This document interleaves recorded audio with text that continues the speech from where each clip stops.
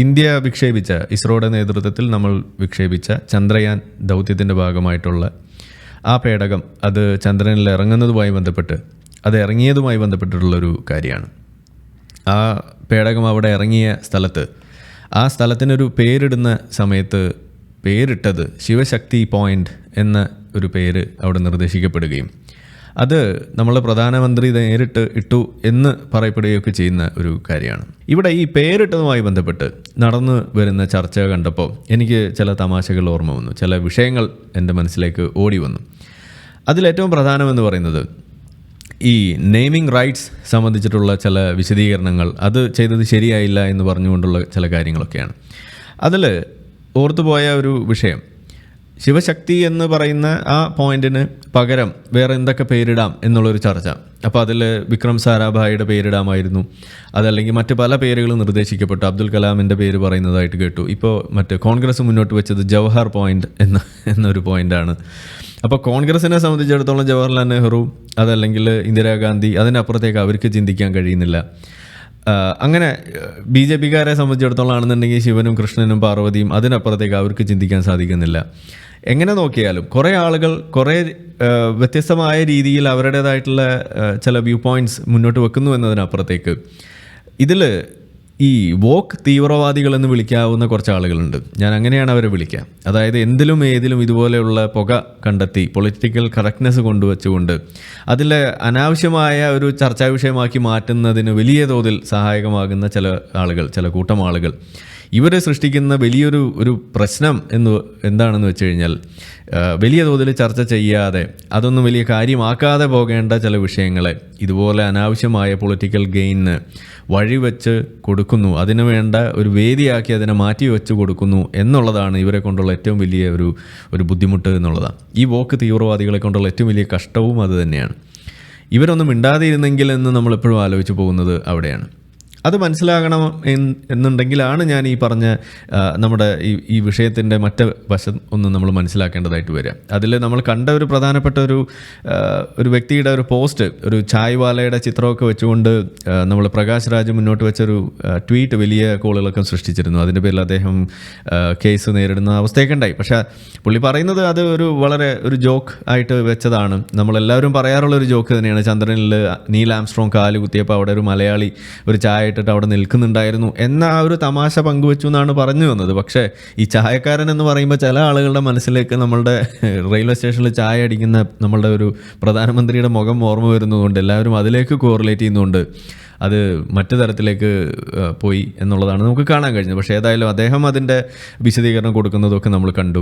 അതിൽ അത്തരം ഒരു ചെറിയ വിഷയമായിട്ട് പോകേണ്ടിയിരുന്ന ഒരു വിഷയത്തെ പോലും പ്രകാശ് രാജിന് തന്നെ മൈലേജ് ഉണ്ടാകുന്ന രീതിയിൽ അത് വഴിവെച്ചു കൊടുത്തു. ഇവിടുത്തെ ഇതുപോലെയുള്ള വ്യക്തികൾ എന്തിലും ഏതിലും ഹെയ്റ്റ് കൊണ്ടുവച്ച് കഴിയുമ്പോൾ ഉണ്ടാകുന്ന ഒരു പ്രധാന പ്രശ്നമാണ്. അത് തന്നെയാണ് അദ്ദേഹം അവിടെ പോസ്റ്റ് ചെയ്തതിൽ നമുക്ക് കാണാൻ കഴിയുക.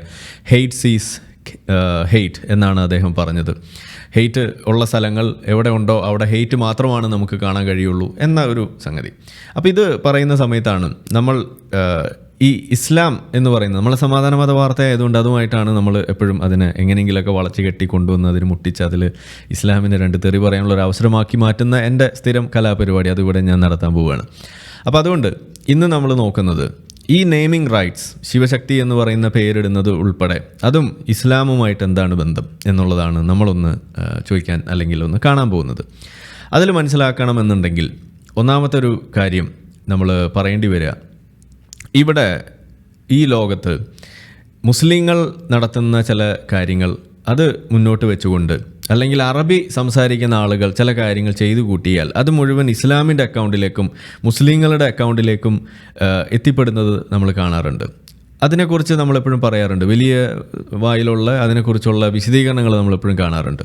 അങ്ങനെയൊക്കെ കാണുന്ന സമയത്ത് നമ്മളെപ്പോഴും ചോദിക്കുന്ന ഒരു ചോദ്യമാണ്, ഇസ്ലാം എന്ന് പറയുന്ന മതം അത് ഈ ശാസ്ത്രത്തിന് ഇത്ര വലിയ സംഭാവനകൾ നൽകിയിട്ടുണ്ട് എന്നുണ്ടെങ്കിൽ എന്തുകൊണ്ടാണ് ഇത്രയധികം ആളുകൾ ഇസ്ലാം മതത്തിൽ വിശ്വസിക്കുന്നവരായിട്ട് ഈ ലോകത്തുണ്ടായിട്ടും 1% താഴെ അല്ലെങ്കിൽ പോട്ടെ ഒരു 5% താഴെ മാത്രമാണ് ഈ ഇത്ര നാളും ഉണ്ടായിട്ടുള്ള ഈ നോബൽ സമ്മാന ജേതാക്കളിൽ മുസ്ലിങ്ങളായിട്ടുള്ള ആളുകൾ ഉൾപ്പെട്ടിട്ടുള്ളൂ എന്ന് നമ്മൾ പറയാറുണ്ട്. അങ്ങനെ ഉൾപ്പെട്ടിട്ടുള്ള ഈ സമാധാന പുരസ്കാരം, സമാധാന മതത്തിൻ്റെ വക്താക്കളായിട്ടുള്ള ആളുകൾ അല്ലെങ്കിൽ അറബി നാമധാരികളായിട്ടുള്ള ആളുകൾക്ക് സമാധാനം നോബൽ പ്രൈസ്, പീസ് പ്രൈസ് കിട്ടിയതും അതുപോലെ തന്നെ ലിറ്ററേച്ചറും ഒക്കെ അങ്ങ് മാറ്റി വെച്ച് കഴിഞ്ഞാൽ പ്യുവർ സയൻസിൻ്റെ മേഖലയിൽ ഫിസിക്സ്, കെമിസ്ട്രി, ബയോളജി, അതല്ലെങ്കിൽ അങ്ങനെ മെഡിസിൻ അങ്ങനെയുള്ള ഏതെങ്കിലുമൊക്കെ മേഖലകളിൽ ഒരു നോബൽ പ്രൈസ് കിട്ടിയതുമായി നമുക്ക് ആരെയാണ് കാണാൻ സാധിക്കുക എന്ന് ചോദിച്ചു കഴിഞ്ഞാൽ എണ്ണി എടുക്കാവുന്ന കുറച്ച് ആളുകൾ മാത്രമേ ഉള്ളൂ. 1, 2, 3 എന്ന് നമുക്ക് എണ്ണാം. അതിൽ തന്നെ ഒരാൾ ഫിസിസിസ്റ്റായിട്ടുള്ള അബ്ദുൽ സലാം എന്ന് പറയുന്ന ഒരു വ്യക്തി, അദ്ദേഹം ഒരു മുസ്ലിം ആയിട്ടാണ് ഇവിടെ വെബ്സൈറ്റിൽ, നമ്മളുടെ നോബൽ പ്രൈസിൻ്റെ വെബ്സൈറ്റിലായാലും വിക്കിപീഡിയയിലായാലും നിങ്ങൾ എവിടെ തപ്പി നോക്കിയാലും നിങ്ങൾക്ക് കാണാൻ കഴിയാം.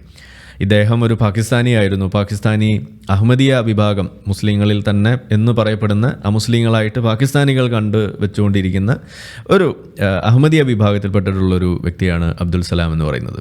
ഇദ്ദേഹം മറ്റ് 2 പേരുടെ കൂടെ ചേർന്നുകൊണ്ടാണ് 1979 പ്രൈസ് നേടുന്നത്.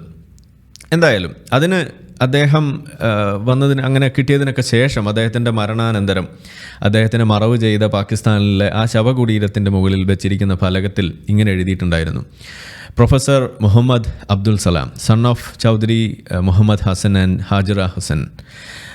ഹാജറ ഹുസൈൻ, 29 ജാനുവരി 1926 ജനിച്ചു, 29 നവംബർ മരിച്ചു. In 1979 became the first Muslim Nobel laureate for his works in physics in a special tribute എന്നൊക്കെ പറഞ്ഞിട്ട് അവിടെ എഴുതി വച്ചിരിക്കുകയാണ്. അവിടെ ആ റെഡ് ഇങ്കിൽ മാർക്ക് ചെയ്തിരിക്കുന്ന ഒരു സംഗതി നിങ്ങൾക്ക് അവിടെ കാണാം. അതിൽ മാർക്ക് ചെയ്ത സംഗതി അവിടെ വെള്ള പെയിൻറ് ഉപയോഗിച്ച് അതിനെ മായ്ച്ച് കളഞ്ഞിരിക്കുകയാണ്. എന്താണ് ആ മായ്ച്ച് കളഞ്ഞിരിക്കുന്നത്? മുസ്ലിം നോബൽ ലോറേറ്റ് എന്ന് എഴുതിയിരിക്കുന്നത്. ആ മുസ്ലിം എന്ന വാക്കാണ് അവിടെ മായ്ച്ച് കളഞ്ഞിരിക്കുന്നത്. എന്തിനാ മായ്ച്ചത്? ആരാ മായ്ച്ചത്?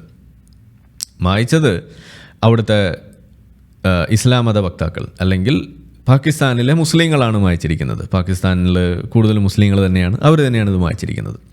അപ്പോൾ ലോകത്ത് അറിയപ്പെടുന്നത് അബ്ദുൽ സലാം എന്ന് പറയുന്ന വ്യക്തി ഒരു മുസ്ലിം നോബൽ സമ്മാന ജേതാവ് എന്ന ലേബലിൽ അറിയപ്പെടുന്നൊരു വ്യക്തി.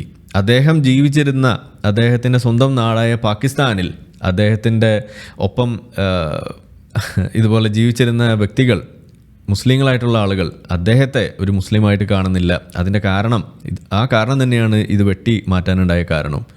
അദ്ദേഹം അഹമ്മദിയ ആയിരുന്നു എന്നുള്ളതാണ്. അപ്പം നമുക്ക് ഇത് പറയുന്ന സമയത്ത് ഞാനിവിടെ പറഞ്ഞു വെക്കുന്ന ഒരു കാര്യം, ഒരു പിക്ചർ ഇനി ഒരു 50 വർഷമോ അല്ലെങ്കിൽ ഒരു 100 വർഷമോ കഴിഞ്ഞിട്ട് നമ്മൾ നോക്കുമ്പോൾ ചിലപ്പോൾ ഇത് ഇവിടെ തിരിച്ച് മുസ്ലിം എന്നൊക്കെ എഴുതി വെച്ചിട്ടുണ്ടാവും. അങ്ങനെയാണ് കാലം പോയിക്കൊണ്ടിരിക്കുന്നത്. ഏതുപോലെ എന്ന് ചോദിച്ചു കഴിഞ്ഞാൽ, പണ്ട് കാലത്തുണ്ടായിരുന്ന ഒരു 800 മുതൽ 1100 വരെയുള്ള ആ AD കാലഘട്ടങ്ങളിൽ ജീവിച്ചിരുന്ന പല അറബി നാമധാരികളായിട്ടുള്ള ആളുകളും ചെയ്തു കൂട്ടിയ കാര്യങ്ങൾ, അവരുടെ അന്നത്തെ പശ്ചാത്തലവും അവരുടെ ജീവിത കാലഘട്ടത്തിൽ അവർ നേരിടേണ്ടി വന്നിരുന്ന, ഇസ്ലാമിൻ്റെ ഭാഗത്തു നിന്ന് നേരിടേണ്ടി വന്നിരുന്ന എല്ലാ പ്രശ്നങ്ങളെയും ഇന്ന് തമസ്കരിച്ചുകൊണ്ട് ഇന്ന് അവരെല്ലാവരും ഇസ്ലാമിൻ്റെ ആ ഒരു അക്കൗണ്ട് ബുക്കിൽ കയറി പറ്റുകയും അവർ യഥാർത്ഥ മുസ്ലിങ്ങൾ എന്ന രീതിയിൽ പറഞ്ഞു വെക്കുകയും അവർ കണ്ടുപിടിക്കുകയോ ചെയ്തു വെക്കുകയോ ചെയ്തിട്ടുള്ള ശാസ്ത്ര സംബന്ധമായ വിഷയങ്ങളെല്ലാം തന്നെ അത് ഇസ്ലാമിൻ്റെ അക്കൗണ്ടിലേക്കും മുസ്ലിങ്ങളുടെ അക്കൗണ്ടിലേക്കും ഇതുപോലെ തിരികെ കയറ്റുന്ന ഒരു പരിപാടിയാണ് ഇപ്പം നമ്മൾ കണ്ടുകൊണ്ടിരിക്കുന്നത് എന്നുണ്ടെങ്കിൽ, സമാനമായ രീതിയിൽ അബ്ദുൽ സലാമും കുറച്ച് കാലം കഴിയുമ്പോൾ ഒരു 5 നേരം നിസ്കരിക്കുന്ന ഒരു വളരെ മിടുക്കനായ മുസ്ലിമായിട്ട് അറിയപ്പെടുകയും ഇപ്പം അവിടെ വെട്ടിമാറ്റി ആ സ്ഥലത്ത് മുസ്ലിം എന്ന് രണ്ടാമത് എഴുതി ചേർക്കുക, അതും കൂടി നമുക്ക് കാണാൻ കഴിയും എന്നാണ് ഞാൻ പറഞ്ഞു വെക്കുന്നത്. അത് മനസ്സിലാക്കാൻ നമുക്കിന്ന് ഒരു വീഡിയോ ഒന്ന് കാണേണ്ടതുണ്ട്. അതിനു വേണ്ടിയിട്ട് ഞാൻ നമ്മളുടെ പ്രിയപ്പെട്ട എൻ്റെ വേട്ടമൃഗമായ പിണറായി വിജയൻ സഖാവ് ഇതിനെ കുറിച്ച് പറയുന്ന ഭാഗം ഒന്ന് നമുക്ക് ആദ്യം കേൾക്കാം, എന്നിട്ട് നമുക്കതിലേക്ക് കിടക്കാം. വിലയിരുത്തിയത് ഇങ്ങനെ വിജ്ഞാനത്തെ പ്രോത്സാഹിപ്പിക്കുന്ന മതമാണ് ഇസ്ലാം എന്ന് ഓർമ്മപ്പെടുത്തുക കൂടിയായിരുന്നു വക്കം മൗലവി ചെയ്തത്. അക്കാലത്ത് നിരവധി പ്രതിഭാശാലികൾ അറേബ്യയിലുണ്ടായിരുന്നു. ആൽജിബ്രക്ക് അടിസ്ഥാനമിട്ട അൽ ഖുരിസ്മി ഭൂമി സ്വന്തം അച്ചുതണ്ടിൽ കറങ്ങുന്നു എന്ന് ഗലീലിയോ സ്ഥാപിക്കുന്നതിനും 6 നൂറ്റാണ്ട് മുൻപ് ഈ സാധ്യത മുൻപോട്ട് വെച്ച അൽ ബിറൂണി രോഗങ്ങൾ പടരുന്നത് എങ്ങനെയെന്ന് വിശദീകരിച്ച അൽ റാസി രസാന്ത്രത്തിന്റെ പിതാവെന്ന് വിശേഷിപ്പിക്കുന്ന അബു മൂസ ജാബിർ ഇബ്ന് ഹയ്യാൻ, അറബി സസ്യശാസ്ത്രത്തിന്റെ പിതാവായി ഗണിക്കപ്പെടുന്ന അബു ഹനീഫ, ഇങ്ങനെ അവസാനിക്കാത്ത പരമ്പര തന്നെ പറയാനുണ്ട്. അതിലേക്ക് വിശദമായി ഇപ്പോൾ കടക്കുന്നില്ല. അറേബ്യയിൽ രൂപപ്പെട്ടു വന്ന ഇത്തരം വിജ്ഞാനങ്ങൾ ലോകത്തെമ്പാടും പ്രചരിപ്പിക്കുന്ന രീതി അറബികളിലൂടെ തന്നെ ഉണ്ടാവുകയും ചെയ്തു. കാർഷിക ഉൽപാദനത്തിന്റെ അഭാവം കച്ചവടത്തിന്റെ മേഖലയിലേക്ക് അറേബ്യൻ ജനതയെ നയിച്ചു. അതുകൊണ്ട് തന്നെ ലോകത്തെ വിവിധ സമൂഹങ്ങളുമായി ഇടപെടുന്ന ഒരു ജനവിഭാഗമായി അറേബ്യൻ ജനത മാറി. പുതിയ അറിവുകളുടെ കൈമാറ്റത്തിന്റെ ഏജൻസികൾ എന്ന നിലയിൽ അറബികൾ മാറുകയുണ്ടായി. ഇത്തരം അറിവുകളെ സ്വാംശീകരിച്ചുകൊണ്ട് ശാസ്ത്രവിജ്ഞാനത്തിൻ്റെയും പ്രായോഗിക പ്രവർത്തനത്തിൻ്റെയും മേഖലയിൽ അറേബ്യൻ ജനത മുന്നോട്ടു പോയി. ചൈനയിലെയും ഇന്ത്യയിലെയും വിജ്ഞാനങ്ങളെ ഉൾക്കൊള്ളുകയും അവ ലോകത്തിൻ്റെ എല്ലാ ഭാഗത്തേക്കും എത്തിക്കുന്ന വിജ്ഞാന വിനിമയത്തിൻ്റെ ഭാഗമായും അറേബ്യ ഇടപെട്ടിരുന്നുവെന്ന് കാണാം. ഇന്ത്യ അറബികളുടെ അറിവിൻ്റെ അക്ഷയഖനിയായി. ഓക്കെ, ഇതിൽ ചില വാക്കുകൾ നമ്മൾ ശ്രദ്ധിക്കുക. അറബി, അറബികൾ, ഇസ്ലാം, മുസ്ലിം, ഇതെല്ലാം അങ്ങോട്ടും ഇങ്ങോട്ടും കുത്തിത്തിരികി അങ്ങോട്ടും ഇങ്ങോട്ടും കൺഫ്യൂസ്ഡ് ആയിട്ട് ഉപയോഗിക്കുന്ന ഒരു കാഴ്ചയാണ് ഇവിടെ നമ്മൾ കണ്ടത്. ഇത് ഒരു പിണറായി വിജയന് മാത്രം സംഭവിക്കുന്ന കാര്യമല്ല. നമ്മൾ സാധാരണ ഇവിടുത്തെ കാക്കാമാർ പോലും ചെയ്തു വെക്കുന്ന കാര്യമാണ്. ഇപ്പോൾ നമ്മളോടൊക്കെ സ്ഥിരമായിട്ട് ചോദിക്കുന്നതാണ്, നിങ്ങളുടെ മുസ്ലിം പേര് മാറ്റൂ, നിങ്ങളുടെ ഇസ്ലാമിക പേര് മാറ്റൂ എന്ന് ചോദിക്കുന്ന കാണാം. അപ്പം നമ്മൾ അവരോട് ചോദിക്കാൻ, എന്തുകൊണ്ടാണ് ഈ പറയുന്ന മുസ്ലിം നാമം, എവിടെയാണ് അങ്ങനൊരു നാമമുള്ളത്? മുസ്ലിം നാമം എന്ന് പറഞ്ഞിട്ടൊരു നാമമുണ്ടോ? അറബി നാമമല്ലേ? അറബി ഭാഷയിൽ ഒരു പേരുണ്ട് എന്നുണ്ടെങ്കിൽ അത് മാറ്റാൻ, അത് പറയാൻ എന്ത് അവകാശമാണ് ഇവർക്കുള്ളത്? പേര് ഏതെങ്കിലും മതത്തിൻ്റെ കുത്തകയാണോ എന്ന് നമ്മൾ ചോദിക്കുന്നത് അവിടെയാണ്. അപ്പോൾ അവിടുത്തെ ഈ സാധാരണ നമ്മളുടെ മദ്രസ പൊട്ടന്മാർ മുതൽ ഇതുപോലെയുള്ള അന്താരാഷ്ട്ര പൊട്ടന്മാർ വരെ ചെയ്തു കൂട്ടുന്ന ഒരു പ്രശ്നമാണ് ഈ മതവും ഭാഷയുമായിട്ട് കൂട്ടിക്കുഴയ്ക്കുന്ന ഒരു പരിപാടി. ഇത് നമുക്കിവിടെ കാണാം. ഇത് ഇവിടെ നിൽക്കുന്നില്ല. ഇത് ഈ ചരിത്രം ഇവിടെ എഴുതി ചേർത്ത സമയത്ത് അതിൽ പോലും സംഭവിച്ചിട്ടുള്ളൊരു കാര്യമാണ്. കാരണം എന്താ, ഇവിടെ ഇപ്പോൾ നമ്മൾ ഈ പറഞ്ഞത് കേട്ടത് മുഴുവൻ നമ്മൾ കേട്ട് കഴിയുമ്പോൾ ഇത് ഇസ്ലാമിക ഗോൾഡൻ ഏജ് എന്നുള്ളൊരു വാക്ക് തന്നെയാണ് നമ്മളിവിടെ പലപ്പോഴായിട്ട് ഉപയോഗിക്കുന്നതായിട്ട് കണ്ടിട്ടുള്ളത്. ഈ അറബി ഭാഷയിൽ ഒരു കിതാബ് എഴുതി വെച്ച് കഴിഞ്ഞാൽ, ഒരു തർജ്ജമ നടത്തി കഴിഞ്ഞാൽ അതെങ്ങനെയാണ് അത് ഇസ്ലാമിൻ്റെ അക്കൗണ്ടിലേക്ക് വരുന്നതെന്ന് എനിക്ക് എത്ര ആലോചിച്ചിട്ട് മനസ്സിലാവാറില്ല. അതെങ്ങനെയാണ് മുസ്ലിങ്ങളുടെ അക്കൗണ്ടിലേക്ക് വരുന്നത് എന്നും എനിക്ക് ആലോചിച്ചിട്ട് മനസ്സിലാവാറില്ല. കാരണം അറബി ഭാഷയിൽ ഒരു സാധനം എഴുതിയാൽ അത് ഇസ്ലാമികമാകുമോ? അറബി ഭാഷയിൽ ഒരു സംഭവം എഴുതിയാൽ അത് ദൈവികമാവുമോ? അത് ഇസ്ലാമിൻ്റെ അക്കൗണ്ടിലേക്ക് വരുന്നത് എങ്ങനെയാണ്? അത് മുസ്ലിങ്ങളുടെ സംഭാവനയാവുന്നത് എങ്ങനെയാണ്? അറബി അറിയുന്ന ഒരാൾ അയാളുടേതായ ഒരു പേഴ്സണൽ ഇൻട്രസ്റ്റിൻ്റെ പുറത്ത്, അത് അയാളുടേതായ ഒരു അഭിരുചിയുടെ ഭാഗമായിക്കൊണ്ട്, അല്ലെങ്കിൽ മറ്റെന്തെങ്കിലും തരത്തിലുള്ള ഒരു പുരോഗമനം എന്ന് നമുക്ക് വിളിക്കാവുന്ന ഒരു സംഗതിയുടെ പുറത്ത് അയാൾ ചെയ്തു വെക്കുന്ന ഒരു കാര്യത്തെ അത് മതത്തിൻ്റെ അക്കൗണ്ടിലേക്കും അതൊരു മതവിശ്വാസികളുടെ അക്കൗണ്ടിലേക്കും ചേർത്ത് വെക്കുന്നതിൽ പരം അശ്ലീലം വേറൊന്നില്ല.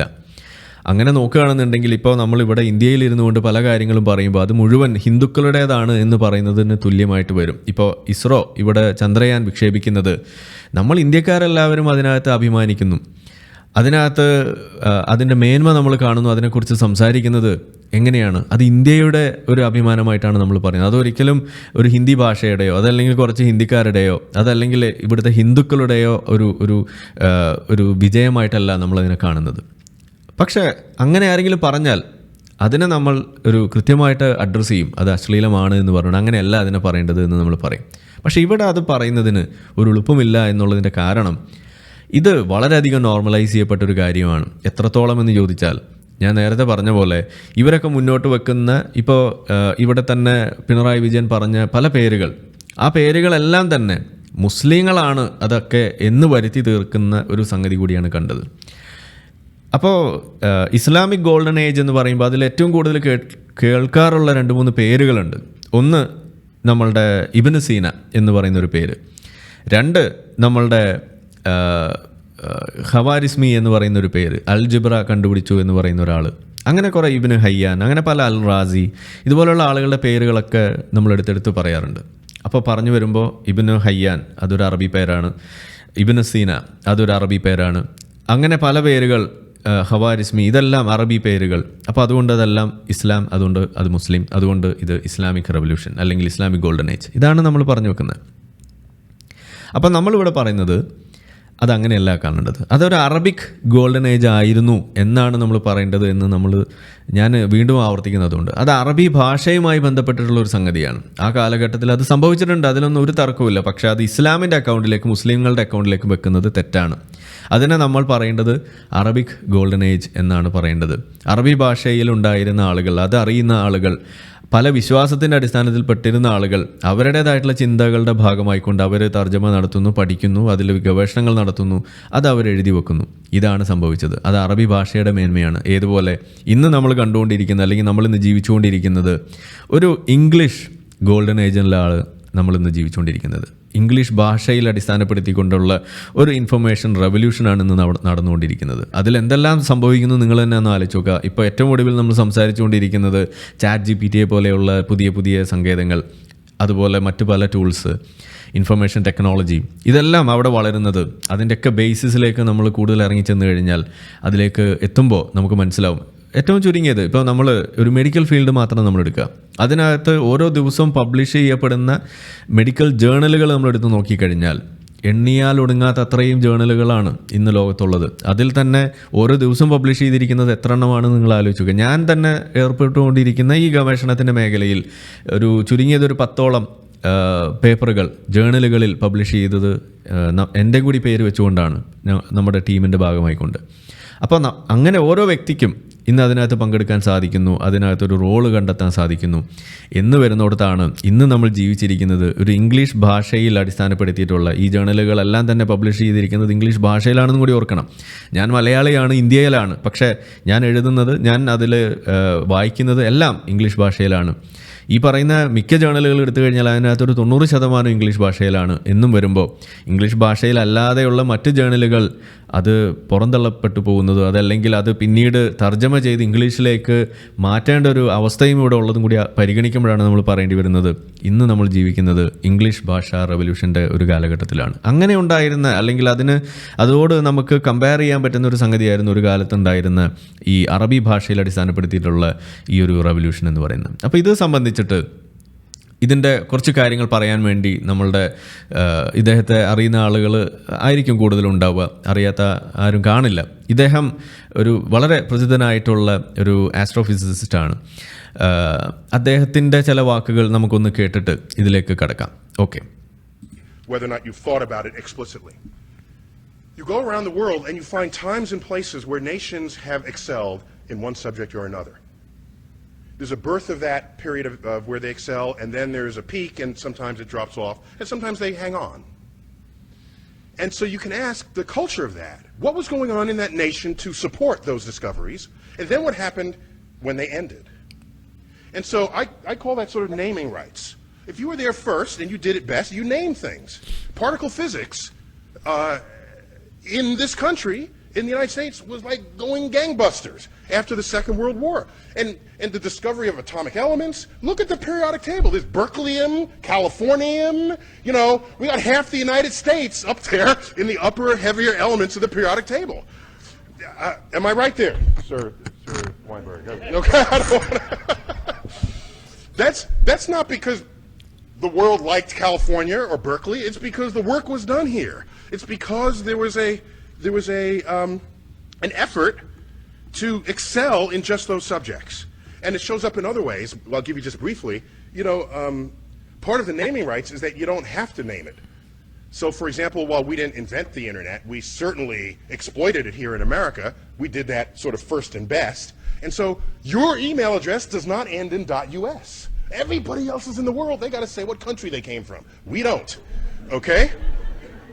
It's simple, but it's the consequence of being there first and doing it better than anyone had done it before.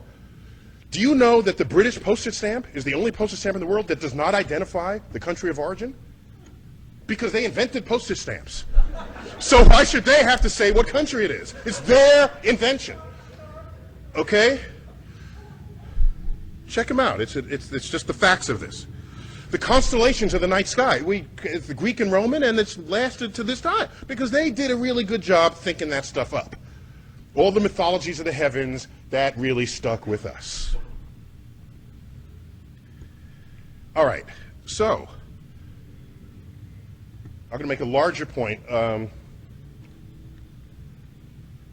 Not to get gratuitous on you here, but September 11, 2001, as we all know, this was going on in New York City. This is the view outside of my window. I live 4 blocks from ground zero. Excuse me, this is the corner of the building in which I live. I went outside to get this view. I was at the time judging whether I should go collect my daughter, who was in an elementary school 2 blocks north of the North Tower. North is to the right in this picture.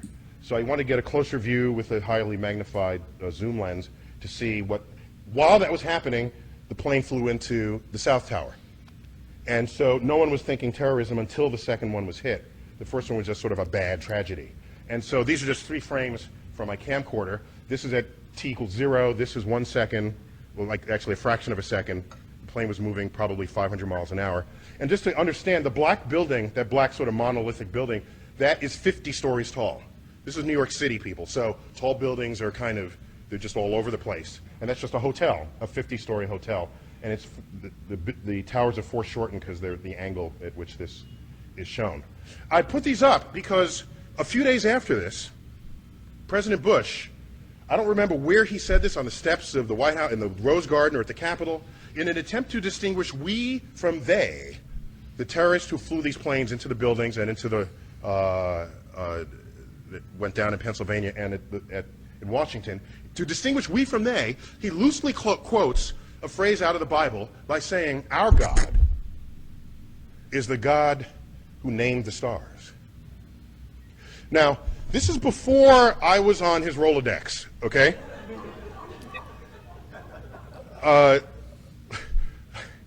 Because I could have helped him out there. The fact is, of all the stars that have names, 2/3 of them have Arabic names. So this was not, I don't think, his intent with that message. Okay? While the constant... Okay, ഇവിടുന്ന് ഒന്ന് പ്രത്യേകം കൂടുതൽ ശ്രദ്ധിക്കണം. ഞാനിവിടെ നിന്ന് stop ചെയ്യാൻ കാരണം ഞാൻ കൂടുതൽ കമൻട്രി പറഞ്ഞ് ബോറാക്കുന്നില്ല. ഈ ഒരു ഭാഗം ഇവിടുന്ന് അങ്ങോട്ട് കേൾക്കുന്ന കുറച്ച് ഭാഗം അത് ഇസ്ലാമിസ്റ്റുകൾ സ്ഥിരം ഷെയർ ചെയ്തിട്ട് വലിയ തോതിൽ കൊട്ടിഘോഷിക്കുന്നത് നിങ്ങൾ കണ്ടു കാണും. അതായത് നമ്മളുടെ ഈ യൂണിവേഴ്സിലുള്ള ഈ പല നക്ഷത്രങ്ങളുടെയും പേര് അത് അറബിക് നെയിംസാണ് എന്ന് ഈ നീൽ ഡി ഗ്രാസ് പറയുന്നു. അത് കേട്ടിട്ടില്ലേ എന്ന് പറഞ്ഞുകൊണ്ട് അതിൻ്റെ അർത്ഥം എന്നും പറഞ്ഞ് കുറച്ച് ഖുറാൻ ആയത്തുകൾ ഇടുന്നു. എന്നിട്ട് കുറച്ച് മറ്റേ അറബി മൂളിച്ചയും അതിൻ്റെ പിന്നിലിട്ട് കഴിയുമ്പോൾ ഇതെല്ലാം അങ്ങ് ഇസ്ലാമികമായിട്ട് മാറും. ഇതാണ് നമ്മൾ കണ്ടുകൊണ്ടിരിക്കുന്നത്. അപ്പോൾ ആ സാധനത്തെയാണ് നമ്മളൊന്നിവിടെ അഡ്രസ്സ് ചെയ്യുന്നത്. ഇദ്ദേഹം ആ പറഞ്ഞതിന് ശേഷം എന്താണ് പറയുന്നത് എന്നുള്ളത് ഇവരൊരിക്കലും നാട്ടുകാരെ കൊണ്ട് കേൾപ്പിക്കാറില്ല. ആ സാധനത്തിൻ്റെ പിന്നിൽ നിങ്ങൾ എത്ര അറബി മൂളിച്ചിട്ട് കഴിഞ്ഞാലും അത് ശരിയാവില്ല എന്ന് നിങ്ങൾക്കും അറിയാവുന്നതുകൊണ്ടാണ് നിങ്ങൾ ആ സാധനം എടുത്താൽ എവിടെയും പ്രചരിപ്പിക്കാത്തത്. അപ്പോൾ അതുകൊണ്ട് അതും കൂടി ഒന്ന് കേൾപ്പിക്കുക എന്നുള്ളതാണ് ഇവിടെ ഉദ്ദേശിക്കുന്നത്. ഒരു 5 മിനിറ്റും കൂടി ഉണ്ട്, നമുക്കത് കേട്ട് തന്നെ പോവാം. കാരണം ഇത് എഡ്യൂക്കേറ്റഡ് ആവുക, ഇത്തരം അവെയർ ആവുക എന്നുള്ളതാണല്ലോ ഇതിനകത്ത് നമ്മളുടെ ഒരു റോൾ. അപ്പോൾ അതുകൊണ്ട് ഞാൻ അതൊന്ന് കേൾപ്പിക്കുകയാണ്, ഇടപെട്ട് കൂടുതൽ ബോറാക്കുന്നില്ല. Whether or not you've thought about it explicitly. How do relations are Greek and Roman? The names are, the fact is, of all the stars that have names, 2/3 of them have Arabic names. So this was not, I don't think, his intent with that message. Okay?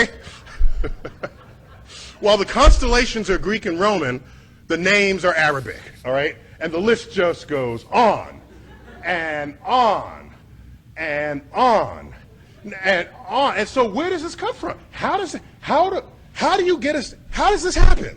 How do you get stars named with Arabic names. How does this happen? And it happens because, of course, hang on, just catching up with myself here. Okay? It happens because there was this particularly fertile period that Professor Weinberg duly discussed. And around that period, that 300-year period, the intellectual center of the world was Baghdad.